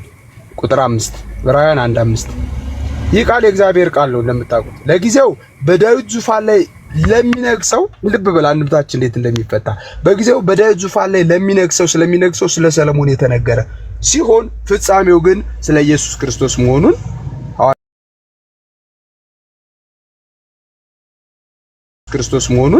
ሐዋርያው ቅዱስ ጳውሎስ በአንድ ላይ ራሱ ቅዱስ ገብርኤል ካንቺ የሚወለደው እርሱ ቅዱስ ነው፣ የዳዊት የአባቱን ዙፋን ይወርሳል፣ መንግስቱም አያልቅም መንግስቱ ለዘላለም ነው አለ። የዳዊት ልጅ ሰለሞን የዘላለም መንግስት አላገኘም፣ አረፍተ ዘመን ገጥቶት ሞቷል። ካንቺ የሚወለደው ግን መንግስቱ ለምንድን ነው አለው? ለዘላለም ነው ብሎ የኢየሱስ ክርስቶስ ልጅነትና ንግስና የዘላለም እንደሆነ ይናገራል። ስለዚህ ቅዱስ ዮሐንስ አፈወርቅ የፈታው ፍቻ አለ። ብዙ እንዳልኳችሁ ብዙ ነገር መናገር እችላለሁ። ስለ ኢየሱስ ክርስቶስ የተነገሩ መሆናቸውን ግን ቅዱስ ጳውሎስ ዕብራውያን 1:5 ላይ ጠቅሷል። ከመላእክት አንተ ልጄ ነህ እኔ ዛሬው ልጅሃለሁ ደግሞ ምን ያባቱ ሆነዋል እርሱም ልጅ ሆነኛል የተባለው ቃል እንደተፈጸመ ይነገራል። ከቶ ለማን ተብሏል ነው? ለኢየሱስ እንጂ ከቶ ለማን ተብሏል? ለማንም አልተባለም። መላእክት ረቂቃና ቅዱሳን እንደሆኑ እናውቃለን። ከወደቁት ውጭ ያሉ ቅዱሳን መላእክት ግን እነዚህ ራሱ በኩር ወደ ዓለም በገባ ጊዜ የሚሰግዱለት ነው። በነገራችን ላይ ደግሞም በኩርን ወደ ዓለም ሲያገባ ቁጥር 6 ጃቢርዬ ቁጥር 6 ደግሞም በኩርን ወደ ዓለም ሲያገባ ይስገዱለት ይላል። ለማ ለልጁ መላእክት ራሱ የሚሰግዱለት ነው ማለት ነው። የእግዚአብሔር መላእክት ሁሉ ለእርሱ ይስገዱ ይላል። መላእክት ሁሉ ሰግደውለታል። በነገራችን ላይ መዝሙር 97:7 ላይ መላእክት ሁሉ እንደሚሰግዱለት ይናገራል። ስለዚህ ቅዱስ ጳውሎስም ኢየሱስ ክርስቶስ መልአክ እንዳልሆነ የመላእክት አምላክ እንደሆነ መላእክት የሚሰግዱለት እንደሆነ ተናግሯል። ኢየሱስ ክርስቶስ እንደ መልአክ አይደለም በፍጹም። የመላእክት ፈጣሪ ነው ሰግደውለታል የሚሉ ብዙ ጥቅሶችን መመልከት እንችላለን። ጃቢር ጭቅጭቅ ላረገው ስለማልፈልግ በጣም ስለደከመኝ ከሆነ እንትን ላይ ስለመጣሁኝ እንዳልከው ሌላ ጊዜ ቀጠሮ መያዝ እንችላለን። በውስጥ እናውራ። አንድ የመጨረሻ ጥያቄ ቢቀበሉኝ ደስ ይለኛል። ያው ያወሩት ነገር አንተ ብቻ ነገር የምትጠይቀው ነው ያልጠይቅም። ከአዲስ አበባ ልጠይቅ? አዎ ይጠይቃሉ። አንድ ጥያቄ እንጠይቅና ከዛ አንድ ጥያቄ ጠይቀውን ለሌላ ቀን በሰፊው ርዕስ መርጠን መወያየት እንችላለን። ችግር የለውም።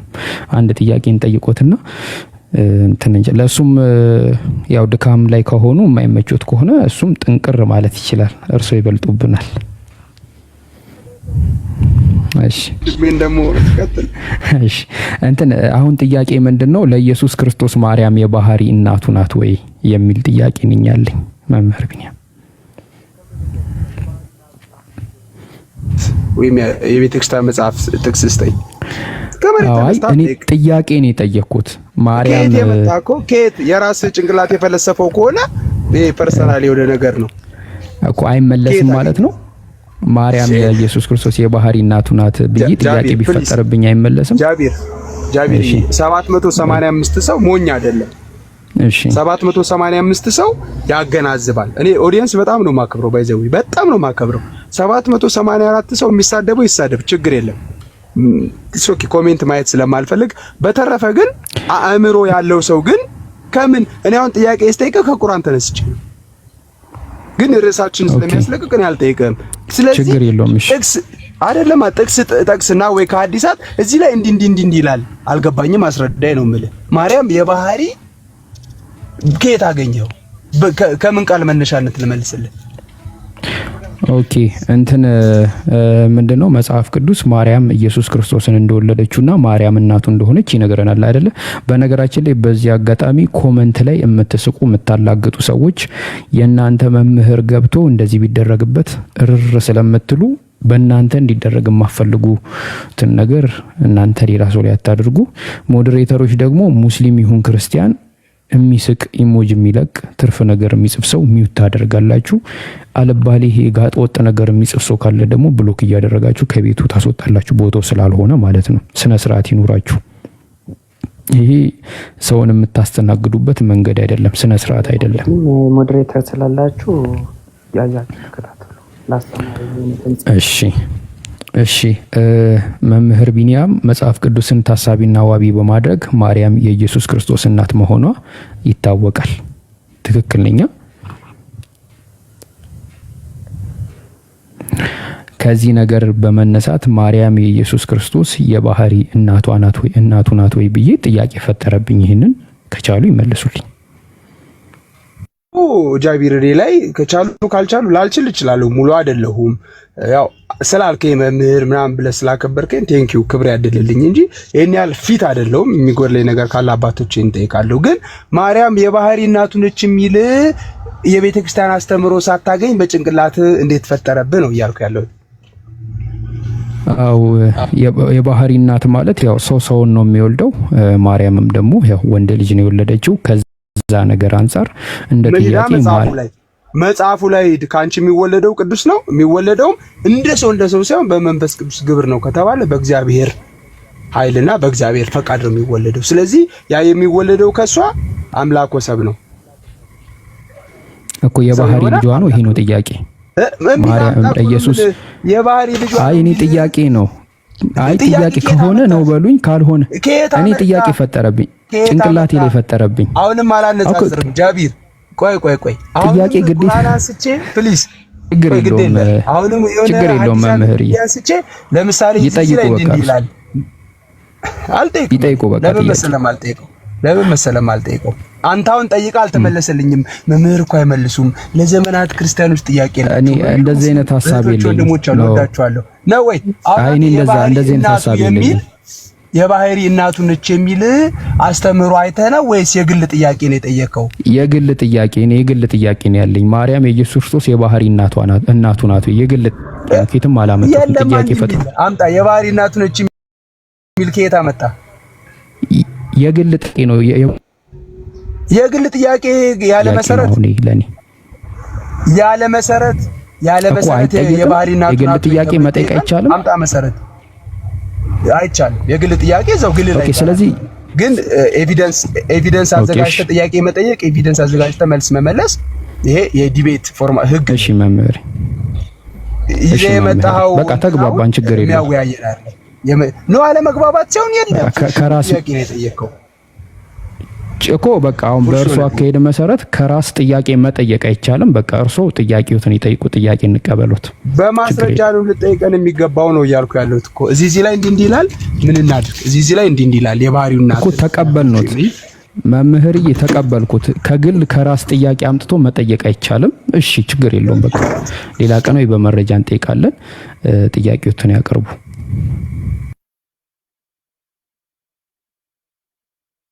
ገመኝም እናንተን የመሰሉ እህቶችን ወንድሞችን አግኝቼ እዛውም 900 ሰው ባለበት በፍቅር መወያየት ባህሪንም ታውቃለህ። ተከባብሬ ቪዲዮም ስሰራ ተከባብሬ ነውና ይሄንን መናገር እንችላለን። ክርስቶስ ኢየሱስ ሮሜ 9:5 ላይ ኢየሱስ ክርስቶስ ከአባቶቻችን በስጋ መጣ፣ እሱም ከሁሉ በላይ ከብሮ የሚኖር የዘላለም አምላክ ነው የሚለው የመጽሐፍ ቅዱስ እውነት አለ። ከዚህ ውጪ ማርያም ወይም ደግሞ ኢየሱስ ክርስቶስ ወይም ማርያም ልጇ የባህሪ ልጇ ነው የሚል የመጽሐፍ ቅዱስ ክፍል የለም። ጃቢር እሺ፣ እኔ የሆነ ፍንጭ እንድትሰጠኝ ነው። የእግዚአብሔር አብ የባህሪ ልጅ ነው የሚሉ ስለዚህ የማርያም የባህሪያ ልጇ አይደለም ማለት ነው። አሁን ካነሱ ተሰብ በመንፈስ ቅዱስ ግብር የተወለደ ልጅ ነው እኮ። ስለዚህ የባህሪያ ልጇ አይደለም፣ ያለ ዘራ በሺ ነው የተወለደው እኮ። የባህሪ ልጇ አይደለም ማለት ነው ወይ? አይልማ መጽሐፍ ቅዱስ እኮ። ስለዚህ አይደለም የባህሪ ልጇ የሚል ከሆነ እኮ አምጣ ነው እኮ። የባህሪ ልጅ የሚባል ምንድነው? ባህሪ አሁን እንፍታ እኮ ከሌለ ባህሪ ማለት ነው። የባህሪ ማለት ባህሪ ማለት ሰው ሰውን ይወልዳል፣ አንበሳ አንበሳን ይወልዳል። ባህሪ ማለት ይሄ ነው። የባህሪ ኖ የባህሪ ማለት ማንም ሳይሰጥህ የራስህ ማለት ነው። ሰው ደግሞ በራሱ ራሱ ሰው አልሆነም፣ ለሰው አስገኝ አለው። ማን? እግዚአብሔር። ባህሪ ማለት እሺ፣ አልተግባ እግዚአብሔር። ቆይ ወልድ የእግዚአብሔር አብ የባህሪ ልጁ ነው አይደለ? yes እሱማ እግዚአብሔር ነው፣ ሁሉን ቻይ ነው፣ ምንም ማንም አይሰጠውም። ኦኬ፣ ለምሳሌ የኢየሱስ ክርስቶስ ሰውነቱ የእግዚአብሔር አብ የባህሪ ልጁ ነው ሰውነቱ? ቆይ እስኪ ግልጽ አድርገው፣ ምን ማለት ነው ሰውነቱ የእግዚአብሔር አብ የባህሪ? እስኪ ንገረኝ። ኢየሱስ ክርስቶስ ከሁለት ባህሪ አንድ ባህሪ ነው አይደለ? yes ከሁለት አካል አንድ አካል ነው። አዎ። ስለዚህ አሁን አንዱ ባህሪ ይባላል በራሱ። አዎ፣ መለኮትነቱ ይባላል በራሱ። አዎ፣ መለኮትነቱ ለእግዚአብሔር አብ የባህሪ ልጅ ነው አይደለ? የወልድ ምንም ኦፍኮርስ ምንም ድርድር የለም። ሰውነቱስ የባህሪ ልጁ ነው? በፍጹም እንዲህ የሚል የለም። ሰውማ እኮ ፍጡር እኮ። ሰውነቱ ልጁ አይደለም? የተዋህደው ሰውነቱ ልጁ አይደለም የእግዚአብሔር አብ? ልጁ ነው እንጂ ማን ነው የካደው? ወልደ እግዚአብሔር በመለኮት ወልደ ማርያም በትስብእቱ ነው የምንለው እኮ። ስለዚህ ሰውነቱም የእግዚአብሔር አብ የባህሪ ልጁ ነው ማለት ነው። ኢየሱስ የሚለው ቃል መለኮትና ስጋ የተዋሃዱበት ነው። ሁለቱ በአንድነት አይነጣጠሉም። ቅድም ያልከው ከአንድ አካል ከሁለት አካል አንድ አካል ከሁለት ባህሪ አንድ ባህሪ የሆነበት ስለሆነ አንነጣጠልም፣ እንደ ተዋህዶ አንነጣጠልም። ለምን ያረገው የሐዋርያት ሥራ 1:11 ላይ ይሄንኑ የማርያምን ስጋ ይዞ ነገር ግን በትንሣኤ የታደሰ አካልን ይዞ የማይበሰብስ አካልን ይዞ ለትንሣኤያችን በኩር ሆኖ ሲያርግ ነው ያየነው። መላእክትም ምን አሉ? ሲያርግ ያያችሁት እርሱ ዳግም ምን ይላል? ይመጣል። ለፍርድ የሚመጣው ይሄው የማርያም እንትን መምህር ቢኒያም እኔ ጠየቅኩት የኢየሱስ ክርስቶስ ሰውነት ለአብ የባህሪ ልጁ ነው ወይ? ይሄ ነው ጥያቄ። ሰውነት የሚባል የለማ። በተዋህዶ አንድ ስለሆነ ሰውነትና አምላክነት ከሁለት ባህሪ አንድ ባህሪ ከሁለት አካል አንድ አካል ስለሆነ እንደዚህ ለይተን ሰውነት አምላክነት ብለን አንለይም እንደ ተዋህዶ። ኦኬ። ስለዚህ ሰውነቱም አምላክነቱም የአብ የባህሪ ልጆች ናቸው። ሁለቱም አንድ ሆነ እኮ የባህሪ ልጆች ናቸው። ልጆች ከሆነ ከአንድ በላይ ነው። ኖ እሺ አትበላ። ልጆች ከሆነ ከአንድ በላይ ነው። እሺ። ስለዚህ ስጋውም የባህሪ ልጁ ነው። ስጋው ብላት ላይ ስጋ ከመለኮት ጋር ተዋህዶ ነው ኢየሱስ የተባለው። ኦኬ። ሁለቱ አይለያዩ? በምንኛ ነው የሚለያዩት? ተዋህዶ ምንለው ታዲያ? እንደ ተዋህዶ ምንድነው? ስለዚህ ሁለቱ አይለያዩ? ያለ መቀላቀል ያለ መዋዋጥ አሁን ተዋህዶ ሲባል አሁንም እዛ ይኸውልህ ክርስቶሎጂ ላይ አሁንም ዲቴል የሆነ ወደ እንትን እኮ ከምንገባ መምህር ቢኒያም አሁን ስላልተግባባን ችግር የለውም። እርሱ ጥያቄዎችን ይጠይቁ፣ ሌላ ቀን በሰፊ እናወራለን። ውጭ ልታሳድረኝ ነው? ይኸውልህ መሽቷል። ግን እኮ ለዛ እኮ ነው እኮ ጥያቄ ጠይቁ አልኩኝ እኮ ነው። ይቅር 3:05 እኮ ይቅር ያልኩት ለዚህ ነው። መምህር ቢኒያምዬ እውነት በጣም አከብሮታለሁ። በንግግሬ አይደለም በንግግር ስለሌላ አይደለም እኔ እንደዚህ አይነት ሐሳብ ኖሮኝም አያውቅም በፍጹም። ይሄ እርሶን ለማሸነፍ ወይ እርሶን ለማሳጣት ሳይሆን በቃ እንማማራለን። ሰው ደግሞ ጭንቅላቱ ሙሉ አይደለም። የሰው ልጅ ጭንቅላት ስሉት ነው። ማናቃቸው ብዙ ነገሮች አሉ፣ ምናቃቸውም አሉ። ምናቃቸው ነገሮች ላይ እናወራለን።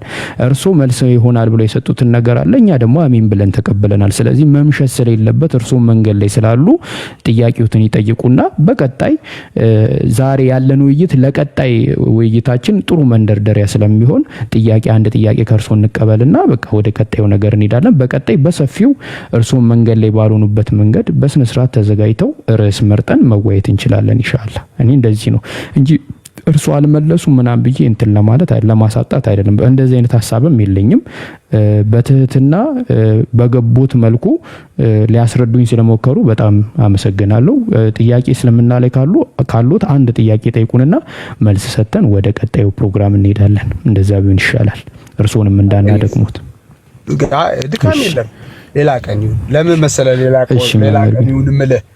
ቀን ይሁን ምልህ ቁርአንን እኔ በመጽሐፍ ቅዱስ ሚዛንና በመጽሐፍ ቅዱስ አይን አይቼ የምጠይቅ ከሆነ ልክ እኔ ስመልስልህ አንተ እንዳልከኝ እኔም አንተ ስትመልስልኝ አንተ እንዳልከኝ ነው ምልህ። ለዚህ ነው ሰፊ ጊዜ ዲቤት ይጠይቃል። ብዙ መጽሐፍቶችን ሪፈር ማድረግ አለብኝ። ወደ ሙፈሲሮች ገብቼ ይሄ ቁርአንያ መቼ ተወረደ ከነ ሰበበ ነዙሉ ለምን ሊወረድ ቻለ ብዬ እኔ ዲቴል ነው መግባት የምፈልገው። ይሄ ልክፍ ምናምን አላረግም። ገብቷል? እሺ መምህር ቢኒያን በጣም ምን አየህ መሰለ? እሺ ምናልባት ቪዲዮ ሊሆን ይችላል። በቃ አጭር ጥያቄ።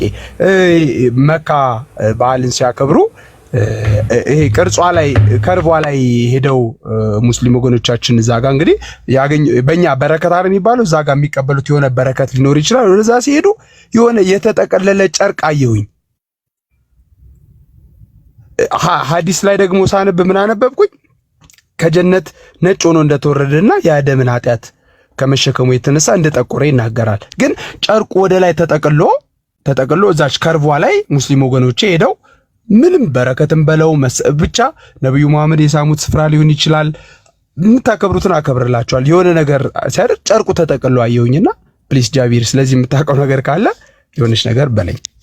እኔ ጭንቅላቴ ላይ ያለው ጥያቄም ከዚህ በፊት ጠይቄ ያልተመለሰልኝ ቪዲዮዎችን ገብታችሁ ማየት ትችላላችሁ። በጨዋነት በቅንነት የሐዲሳቱን ትክክለኛ አድሬስ ሳሂህ የሆነ ሐዲስ እንደሆነ ጠይቄ እዚህ ስፍራ ላይ ይሄ በመካ ያለው ከሰማያት ካላ ዘንድ የተወረደው ነጭ ድንጋይ የአደምን ኃጢአት ከመሸከሙ የተነሳ እንደጠቆረ ይናገራል። ግን ጥቁርነቱ ደግሞ በጨርቅ ተሸፍኖ እንደሆነ እዛ ጋር ጨርቅ ወደ ላይ ተጠቅሎ ያሳያልና ፕሊዝ የሆነ ነገር በል። እሺ ኦስማን ሚዩት አድርግ። ያው ይሄ ካዕባ ላይ ከጀነት ወርዷል ተብሎ የሚታመን ድንጋይ አለ። እሱኛው ስለሱ ያነሱት ጥያቄ አለ። እኛ እሱ ኃጢአታችንን ያነጻል ብለን አናምንም። ኃጢአትን የሚያነጻው ከኃጢአትም የሚያድነው አምላካችን አላህ ብቻ ነው። ግን ያው የሐዲሱ ግን ይላል የአደም ልጆችን ኃጢአት ከመሸከሙ የተነሳ ጠቆረ ይላል። ወይ ላውጣው? ሐዲሱ ላውጣው? ችግር አያውጡት፣ ችግር የለውም። እንድናነብ ነው። አልቀጠፍኩም። ማንበብ ሊኖር ይችላል። አይ እኔ ቀጠፉ አላልኩም። የራሱ የሆነ ፍቺ ስላለው እንዲፈቱ ነው። እስሚዝ አለክ? እስሚዝ ለው ጃቢር ሰላም አለይኩም። ይሄንን ወአለይኩም ሰላም። ይሄንን አብራራላችሁ ለመምህር ቢኒያም። ኦኬ መምህር እንዴት ኖት? ሰላም ብያለሁ። ከብዙ ጊዜ በኋላ አይደል የተገናኘነው? አለን ረጅም ጊዜያችን። ሰላም ነው።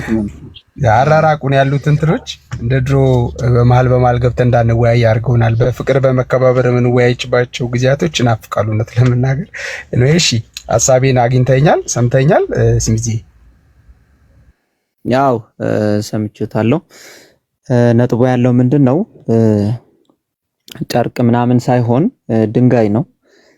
ሀጀረል አስወድ ብለን እንጠራዋለን።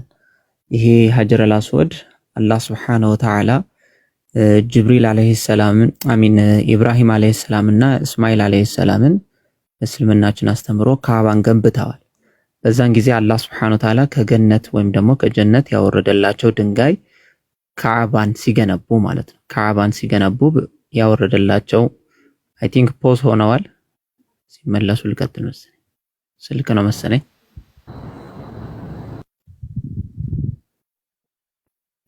አይደል ጃቢር?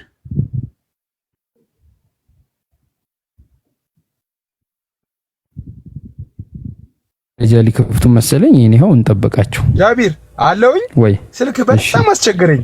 በጣም ብዙ ስልክ የተደወለና ጆሮአቸው ላይ እንትን ሳረግ ስዘጋባቸው ጆሮአቸው ላይ ስዘጋባቸው አንዳንዴ ፋሚሊም ተጨነቁና አለውኝ ለማለት ነው። ሶሪ እሺ። እስሚዝ እየሰማሁ ነው።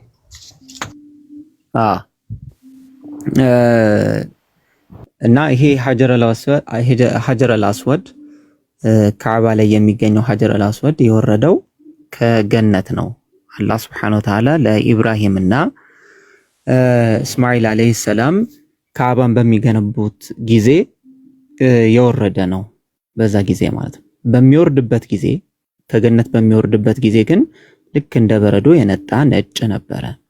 ከጊዜ በኋላ ግን ሰዎች በሚሰሩት ስራ ሰዎች አላህን በሚያምጹበትና አላህን መጥፎ ተግባራታቸው አማካኝነት ልክ ሲምቦሊካሊ ማለት ነው ወይም ደግሞ ያ ራሱ ወይም ደግሞ ያ ድንጋይ ነጭ የነበረው ድንጋይ ጥቁር ሆኗል። ያ ማለት ግን ምንድነው? የአደም ዝርያዎች በአጠቃላይ ኃጢያታቸውን ተሸክሞ ተቀምጧል የሚል ሐሳብ አይደለም ያለው።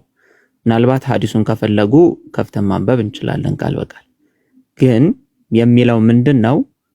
ሐዲሱ ላይ ያ ሀጀረል አስወድ የጠቆረበት ምክንያት ሰዎች ወንጀልን በሚሰሩበት ምክንያት አላህን በሚያመጹበት ምክንያት ያ አላህን ያመጹበትና መጥፎ ስራቸው ማለት ነው መጥፎ ስራቸው ክፉ በመሆኑ ልክ መጥፎ ስራ ሀጀረል አስወድን ከገነት የወረደው ነጩን ድንጋይ እንኳን ጥቁር የማድረግ ጥቁር አደረገው። መጥፎ ስራው ማለት ነው የአደም ዝርያ መጥፎ ስራ ጥቁር አደረገው ለማለት ነው።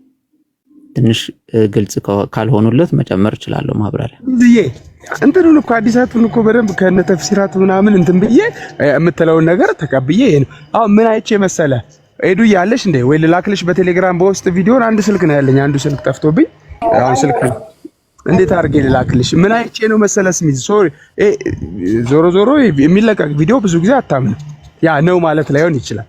አሁን ለምሳሌ ስለ ኢየሱስ ክርስቶስ ፊልም ተሰርቷል ምናምን ያ ራሱ ነው ማለት አይደለም። ከሉቃስ ወንጌል ላይ ወስደው ከነሚል ጊብሰን ጀምሮ የሆኑ አክተሮች የሰሯቸው ለራሳቸው ገንዘብ ግብአት ለዩቲዩብ ሽቀላቸው የሚውል የሰሩት ነገር አለ።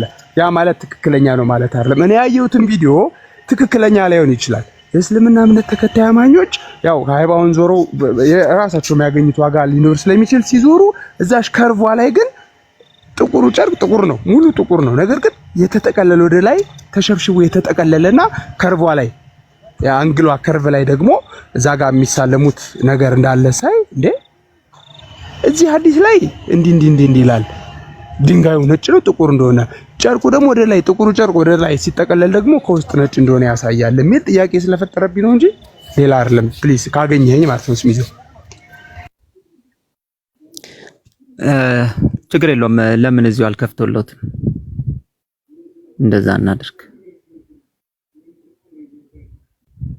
አይሻልም? መምህር ምን ነው የምትከፍትልኝ? ሐዲሱን ነው ወይስ ሐዲሱንም ከፈለጉ ሐዲሱንም አቋለው ተቀብዩ። ሐዲሱን ጥቁር የምትሉትን እንድንግባባ ጥቁር ያሉትን እንድንግባባ ካባ ማለት ከርቧ ላይ ያለችው ምንድነች? ከርቧ ላይ ያለችው እንደ ሳህን ከርብ ወር እንደ ከንፈር የኛን ከንፈር የሚመስል ቅርጽ ያለው አለ አይደል? ከርቡ ላይ አራቱ ማዕዘን ከርብ ላይ እሺ፣ ደስ ይለኛል። ትልቁ ላይ አድርገው። ኦኬ፣ ትልቁ ላይ ነሽ።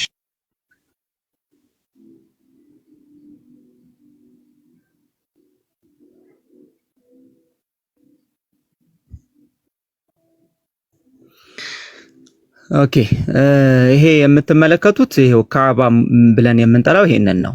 ካዕባ ብለን የምንጠራው ምናልባት ጨርቅ ብለው የጠሩት ነገር ይሄ ከሆነ ማለት ነው። ካዕባ ብለን ይሄ ጨርቁ ከላይ የለበሰው ግልጽ ነው። ይሄ ካዕባው ነው። አሁን እርሶ ስፔሲፊካሊ ደግሞ የፈለጉትን አንዴ ሰርች ላድርግሎት ሀጀረል አስወድ ብለን እንጠራዋለን። ኦኬ አንዴ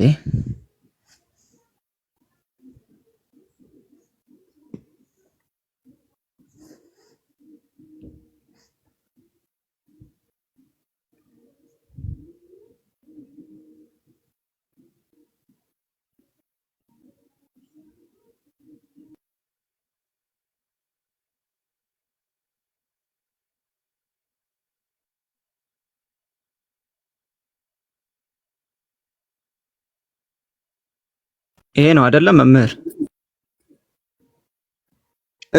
እሱ የሆነና ቪዲዮ ላይ ያየሁትኝ ልክ የዚህ ስፍራ ያለችበትን ወደ ላይ ጠቅልለዋት ጨርቅ ነገር እንደዚህ ወደ ላይ ተሸብሽቦ አየሁኝና እንዴ እኔ ያነበብኩት ሐዲስ እንዲህ ነው የሚለው። ካላከበርኩልህ እኮ አታከብርልኝም። ገብቷል? ለዚህ ነው የምልሽ። ቀጥል። ለማንኛውም እሺ ሀጀረል አስወድ ብለን የምንጠራው እዚህ ላይ የሚገኙ የምትመለከቷቸው ቁርጥራጭ የሆኑ ድንጋዮች ናቸው። አሁን ማለት ነው ይሄ የምታዩት መከለያው ነው። ሀጀረል አስወዱ የተቀመጠበት ነው ይሄኛው። ይሄ ከርቭ፣ ይሄ አይደለም ሀጀረል አስወድ። ከርቭ ብለው የጠሩት ይሄኛው ከሆነ ይሄ አይደለም ሀጀረል አስወድ። ሀጀረል አስወድ ብለን የምንጠራው እዚህ ስዋን እዚህ ውስጥ ምናልባት የሚታዩት ከሆነ ቁርጥራጭ የሆኑ ድንጋዮች አሉ፣ እነሱን ነው የምንለው። ይሄ ሙሉ ካዕባው ነው። ይሄኛው ደግሞ ከሐር የተሰራ ካዕባውን የሚሸፍነው ጨርቅ ነው። ይሄኛው ሀጀረል አስወድ ነው። እዚህ ድረስ ከተግባባን ጥቁር የሆነው በጨርቅ ነው ስሚዝዬ ግልጽ አድርግልኝ። የለበሰው ሙሉ ጥቁር ነው የለበሰው። ውስጡ ግንብ ነው። ግንብ ነጭ ነው። ከለሩ ነጭ ነው።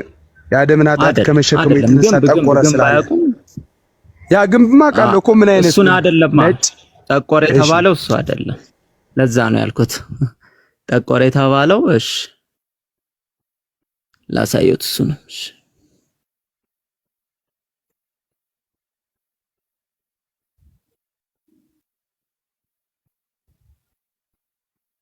የጠቆረ ከተባለ የሆነ ፓወር አለው ማለት የአደም ልጆችን ኃጢአት ከመሸከሙ የተነሳ ጠቆረ ከተባለ አንድ የሆነ ፓወር አለው።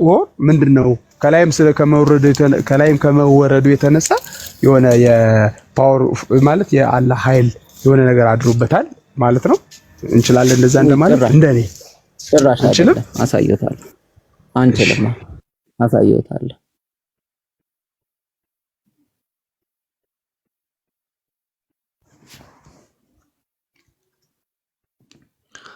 ይሄ ሙሉን ካዕባ የምታዩት ይሄ ነው።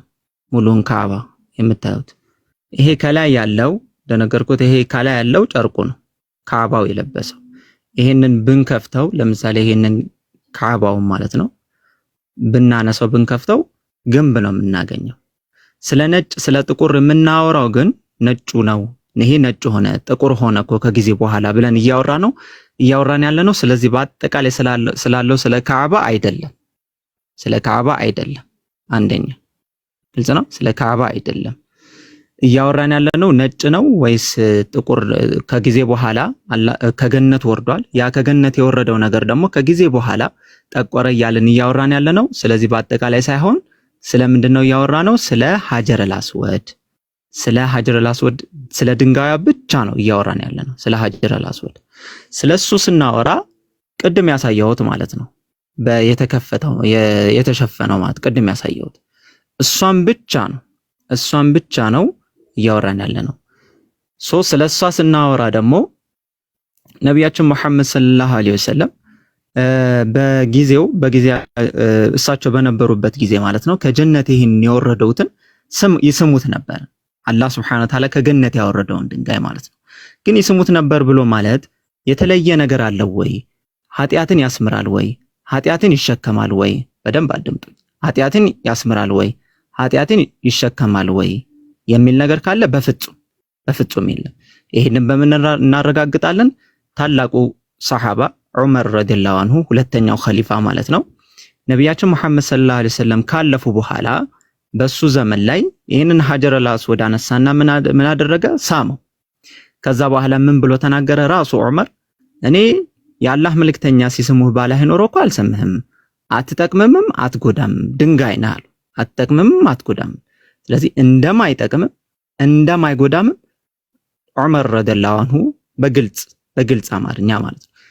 ለምንድነው ግን ያንን ፒልግራሜጅ በምንፈጽምበት ጊዜ ፒልግራሜጅ ብሎ ማለት ሐጅ በምናደርግበት ጊዜ ግን እንሰማዋለን ማለት ነው። መሳማችን ያንን ሱና ወይም ደግሞ የአላህን Subhanahu Wa Ta'ala ትእዛዙን በማክበር የምናገኘውን ሪዋርድ ነው እንጂ ድንጋዩ ራሱ ድንጋዩ ግልጽ ነው። ራሱ ድንጋዩ ኃጢያትን አስምሮልን እኛ የምንሰራውን ስራ ደግሞ ተሸክሞልን አይደለም። ለዚህ ሌሎች ምሳሌዎች አሏችሁ ወይ ከተባለ በሚገባ ሌሎች ምሳሌዎች አሉ። ለምሳሌ ሰላት ወንጀልን ያስመራል ወይ ከተባለ ከፈትክ ብታነጻጽርልኝ ደስ ይለኛል። እስሚዚ ይቅርታ ሐዲሱን ከፍተህ ሐዲሱ የሚለውና ለኔ ስለተምታታብኝ ነው። እስኪ ወይ ጻፍልኝ እስኪ እንትን ላይ እኮ አንድ ስልክ ስላለኝ እንዴት አድርጌ ላውጣው እናት አሁን 1100 ሰው አለ ደግሞ ጥሎ መውጣት ይመስለውና መሀል ላይ ነው ያለው። በእናት ቪዲዮ ሙሉ አሰርችበታለሁ። ኤዱ አለሽ መምህር ቢኒያም ቆይ መምህር ቢኒያም እንትን በስነ ስርዓት ጥሩ ነገር አሁን ህዝቡንም ከማክበር አንፃር ህዝቡ ጥሩ ትምህርት ይዞ እንዲወጣ እርሶም በሚችሉት ጊዜ በቃ መረጃውን ይዞት መጥቶ መወያየት ይቻላል። ምንም ማለት አይደለም። እንዳጋጣሚ ነው የገቡት አልተዘጋጁ፣ እኛም አልተዘጋጀንም። እዚህ ሳያውቀው ቀርቶ ነው አሁን ቦታውን ሳያውቀው ቀርቶ ነው። የመጽሐፍ ቅዱሳዊ ጥያቄ ብጠይቀኝ ለምሳሌ አሁን ምንድነው ሐሳቡን ሐሳቡን ይንገሩንና እኛ ለማውጣት እንተባበሩት። ምንድነው ሐሳቡ የሚለው ሐዲሱ የሚለው የአደምን ልጆች ኃጢአት ከመሸከሙ የተነሳ ጠቆረ ይላል። አልገባኝም ነው። ኦኬ ታስታውሳለህ? የተወረደ ነው ወይ ነው ከጀነት ከመተባበር አንፃር እንደዚህ የሚል ካለ ሐዲስ ለማውጣት እንሞክራለን። ችግር የለም። አረ እኔ ማውጣት እችላለሁ እንዳልኩ ወጥቼ መግባት ስለማልፈልግ ነው። እሺ እኔ ከፍተዋለሁ። ግድ የለም እከፍተዋለሁ። ከመሸከም አንፃር ያሉትን ቃል በቃል ያነቡልኛል እርሶ። እኔ ከፍተዋለሁ መምህር፣ ግድ የለም።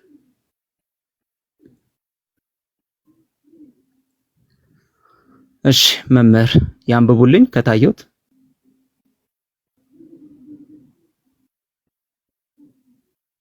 አንብበውና ፍተው አንተ ያንተ መጽሐፍም ስለሆነ እኔ እንትኑን መጠቆም ነው።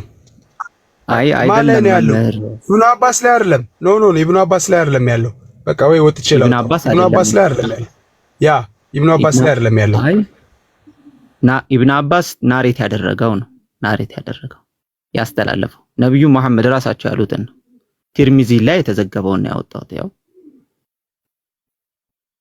ልቀይረው፣ በሌላ ዘገባ የመጣውን ላምጣው። ቆይ ማናል ሰርሚዝ ምናምን ቆይ እስኪ በእናት እስኪ ሄዱ ግቢና እኔ ፔጅ ላይ ቢያንስ የሆነ የጠየቁት ጥያቄ አለ። ሐዲሱን ጽፌ እንትን ብዬ ጠቅሼ ማለት ነው። እንግዲህ ሁለትም ሶስትም ሳሃባዎች ዘግቦት ሊሆን ይችላል እውነት ለመናገር ግን እኔ የጠየቁበት ያኛው አለ። እንግዲህ አይጣረስም፣ አንድ ነው አይደለ? ያኛውም የኛውም ሐዲስ እስሚዚ ችግር የለም አምጡትና እናያለን። ችግር እሺ እስከዛ እሱም ማብራራት ትችላለህ። ኦኬ ችግር የለውም። ኤዱ ግቢና እኔ ጋ ግቢና የጠየቁት ጥያቄ አለ። ለማን ለኡስታዝ ማን ነው? በእናትሽ በቅንነት መልሱልኝ። እንዲህ ይላል። አይ ቲንክ ጥምቀት ላይ ይመስለኛል በታቦት ላይ ለተጠየቀው ጥያቄ የኛን መልሼ ሙስሊም ወገኖቼ ነገር ደግሞ በቅንነት መልሱልኝ ብዬ ጥያቄ አቅርቤያለሁኝ። እሺ መምህር የቆየ ቪዲዮ ነው ወይስ ወደታች ነው? የቆየ ነው። ውረጂ ወደታች ውረጂ። ጥምቀት ላይ ተጠየቀ። አሁን ጥምቀት ላይ ማለት ነው ወደ ኋላ 2 ወር 3 ወር ወደ ኋላ ውረጂ ወደታች። እሺ ለማንኛውም እኔ የከፈትኩትን ሐዲስ ከዛ ላብራራው ላንብበው። ቀጥል። ያ ለግድ ነው ማስረጃ አለ እንዴ? እሺ the messenger of Allah said ነብያችን መሐመድ ሰለላሁ ዐለይሂ ወሰለም ምን አሉ? the black stone is descended from the paradise ይሄ ብላክ ስቶን ሀጀር አልአስወድ ብለን የምንጠራው ድንጋይ ቅድም ያሳየሁት ማለት ነው። በተከልሎ ጫፉ ላይ ያሳየሁት ሙሉን አይደለም ያልኩት፣ ጫፉ ላይ መጀመሪያ ያሳየሁት ካስታወሱ እሱ የወረደው ከገነት ነው አሉ። and it was more white than milk ልክ ከወተት እንኳን በነጣ መልኩ ማለት ነው ነጭ ነበረ። then it was blackened by the sin of the children of the Adam ከዛ በኋላ ምን ሆነ? ጠቆረ by the sin of the children of Adam በአደም አለይሂ ሰላም በሱና በዝርዮቹ ማለት ነው በአደም ልጆች ወንጀሎች አማካኝነት ማለት ነው ጠቆረ አሉ። ስለዚህ ቅድም እንዳብራራውሎት ይሄ ሐዲስ የሚያስረዳው ምንድነው የወንጀሎቹ ክፋት የሰው ልጆች የሚሰሩት ወንጀል ክፋት ከካዕባ እንኳን የመጣውን ማለት ነው ከካዕባ እንኳን የመጣውን ምን አሚን ከፓራዳይስ እንኳን የመጣውን ድንጋይ ማለት ነው እስኪጦግር ድረስ ኢፌክት አሳድሮበታል እየተባለ ነው እንጂ ይሄ ብላክ የሆነው አሚን ስቶን ከጀነት የወረደው ድንጋይ ለኛ ብሎ ኃጢያታችንን ተሸክሞ የኛ ኃጢያት ደግሞ ወረደልን ማለት ልክ ምናልባት የክርስቲያኒቲ ኮንሰፕት ላይ እንዳለው ለኛ ኃጢያት ኢየሱስ ተሰቀለልን የሚል አስተምህሮ እንዳለ ማለት ነው። ለምሳሌ በክርስትናው በተመሳሳይ መልኩ ማለት ነው ለኛ ኃጢያት ብሎ ይሄ ነገር ጠቁሮ የኛ ኃጢያት ተራገፈ የሚል ሐሳብ አይደለም ያለው።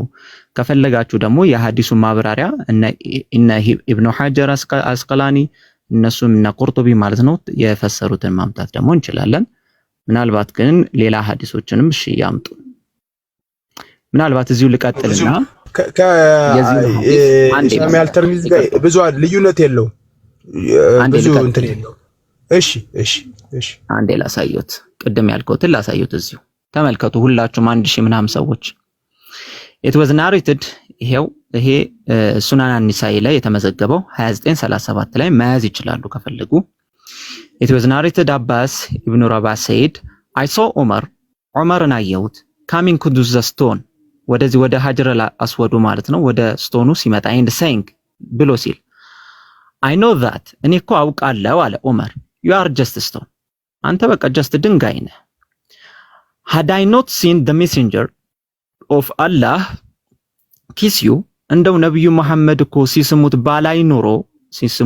ባላይህ ኖሮ I would not have kissed you እኔ እኮ አልስምህም ነበር then he came close to it and kissed it መጣና ያንን ድንጋይ ሳመው። ስለዚህ ምንም አይነት ጉዳትም ከድንጋዩ እኛ ድንጋዩንም አናመልክም የምናመልከው አንዱን አምላክ ነው። ድንጋዩ ለኛ ኃጢያትን የሚያስምር አይደለም አላህ ያዘዘው ትእዛዝም መተግበር ነው ኃጢያትን የሚያስምረው ደግሞ አለው አላህ ያዘዘውን ተግባራቶችን በመፈጸም ኃጢያትን ያስምራል። ለምሳሌ ሐጅ እንሄዳለን ሐጅ ከሄድን በኋላ ካዕባን ጣዋፍ እናረጋለን እንዞራለን ይሄ የአላህ ትእዛዝ ነው። ይሄንን የአላህን ትእዛዝ የታዘዘ ይሄንን የሚያደርግ ተግባር ግን አላህ ያዘዘውን ተግባር የሚያደርግ ግን ወንጀሉ ይማርለታል እንጂ ድንጋዩ ወንጀል አያስምርም ኃጢያትን ለኛም አይሸከምም ማለት ነው። ግልጽ ነው መምህር? በቃ አስቢዝዬ ቅድም እንዳልኩ ነው ይሁን በቃ አመሰግናለሁ ስለነበረን ውይይት። ያው ዮኒም ያቀኛል ጃቢርም እስሚዞም እንደዚሁ በጨዋነት የምንወያይ ከሆነ እንትኑን ለኦዲየንስ እንሰጣለን። 1200 ሰው ቁጭ ብሎ እውነቱ የቱ ነው የሚለውን አንገጠምዘን እውነት ይሄ ነው አንለው። ህሊና አለው ሚዛን አለው ሰው አይምሮ አለው በደንብ አመዛዝኖ መርምሮ እውነቱ የቱ ነው የሚለው ላይ ይደርሳል። ስለነበረን ጊዜ በጣም ደስ ብሎኛል። ድንገትም ገብቼ ግን ደስ የሚል ጊዜ አሳልፌያለሁ። ውጭ ባመሽም ቤት ባልገባ ቢመሽብኝም ደስ የሚል ውይይት ስለነበረ ደስ ብሎኛል። በዚህ ሁሉ መካከል እንደ ክርስትና ሌላውን ሳልነቅፍ እውነተኛው አምላክ ኢየሱስ ነው ብዬ አምናለሁ። እዩ፣ መርምሩ፣ ተቀበሉት፣ የዘላለም ሕይወት እኔን ስታምኑ ታገኛላችሁ ብሏል የሚል ምስክርነቴን እየሰጠው ሰላም ያላችሁበት ሰዓት የምትውሉ ሰላም ዋሉ፣ የምታድሩ ሰላም እደሩልኝ። መልካም ምሽት እስሚዝዬ። በቃ ጃቢሬ እናወራለን በውስጥሽ ቀጠሮ ይዘን በደንብ እንወያያለን። አው ተመልሻለሁ። ስለመጡ እናመሰግናለን። ጥሩ ጊዜ ነበረን። እናመሰግናለን። ባሉበት አላህ ይጠብቁት ሁላችሁንም። ያው ፍቅር ነው ክርስቲያን መጽሐፍ እስከ ሁሉ ጋር በፍቅር ኑሩ ይላል። የሚያሸንፈው የአላህን እውነተኛ አምላክነት የሚያረጋግጠው አመጽ አይደለም ፍቅር። ቢያንስ ያን ሰው እንዲመረመር ያደርጋል። የኢየሱስ ክርስቶስን የዘላለም አምላክነት ለመመስከር ምናምን ጓ ስላልኩ አይደለም። በፍቅር መስበክ ከሆነ እስኪ ብለህ ጃቢር ትመረምራለህ፣ ትደርስበታለህ። ይሄንን ለማለት እወዳለሁ። ሰላማችሁ ይብዛልኝ። ችግር የለም በቃ ሄዱዬ እንሄዳለን። ጃቢር ምን ቤተሰብ አይደል እንዴት ይሄዳል? ሞዴሬተር አንቺ ጋርም ስላለው የሱም አንቺ ጋር ስላለ ዮኒ ጋር ተዘጋጅቼበት እመጣለሁ። ግን በእውነት ደስ ብሎኛል። ሰላማችሁ ይብዛልኝ፣ በርቱልኝ።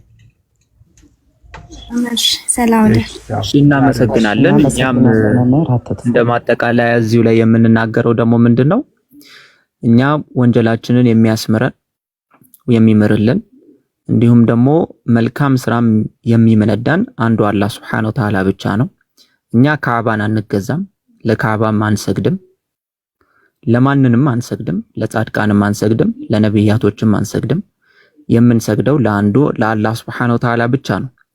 አንዱ አላህን ስናመልክ አንዱ አላህን Subhanahu Wa Ta'ala ብቻ ስናመልክ ነው ወንጀላችንም የሚማረው የገነት መግቢያ መንገዳችንም የምናገኘው አንዱ አላህን ብቻ በማምለክ ነው። ሐጀረል አስወድም ወንጀላችንን አያስምርልንም፣ አያሸከመልንም።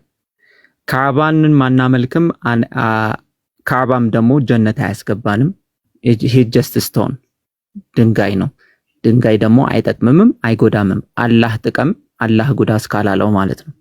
ስለዚህ በአጠቃላይ የኛ መልእክት ደግሞ ምንድነው? አንዱን አላህ ብቻ አንዱን አምላክ ብቻ አምልኩ። ከአንዱ አምላክ ውጪ ማለት ነው ገነትን የምታገኙበት መንገድ የለም።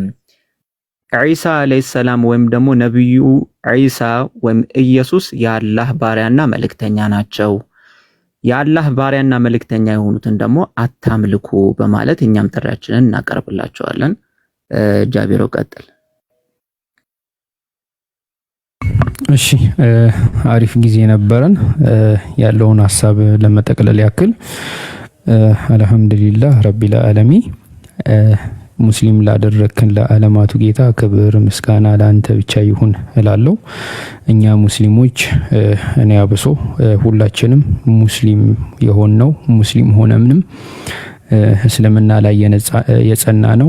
ያ የዓለማቱ ጌታ ብቻውን የሆነ ለሱ አምሳያ የሌለው በማንነቱም ላይ በምንነቱም ላይ ሁለትነት የሌለበት እርሱ ብቻ አንድ የሆነ ሁሉም እሱን የሚመኩበት ሁሉም እሱን የሚደገፉበት የሱን እርዳታ ሁሉም የሚጠይቁት እሱ የማንም እርዳታ የማያስፈልገው በፈጣሪነቱ ላይ ፍጡርነት የሌለበት በጥባቂነቱ ላይ ማንጎላጀጅ እንቅልፍ ራሱ የሌለበት በጌትነቱ ላይ ሌላ አለቃ ወላዩ ላይ ሌላ ጌታ የሌለበት ወይም ባርነት የሌለበት በአድራጊነቱ ላይ ተደራጊነት የሌለበት በፈጣሪነቱ ላይ ተፈጣሪነት የሌለበት ያ የዓለማቱ ጌታ ከጥንት ጀምሮ ነቢያቶች ሲያመልኩት የነበረው እሱ ሁሉንም ያደረገ መጀመሪያም የሌለው መጨረሻም የሌለው ያ የዓለማቱ ጌታ እርሱን በብቸኝነት እርሱን በብቸኝነት ለመገዛት ኬብል አያስፈልግም ወይ ደግሞ ኔትወርክ አያስፈልግም ወይ ደግሞ የሆኑ ሰዎች መካከለኛ ሳያስፈልጉን ያ የዓለማቱን ጌታ በብቸኝነት እንገዛለን።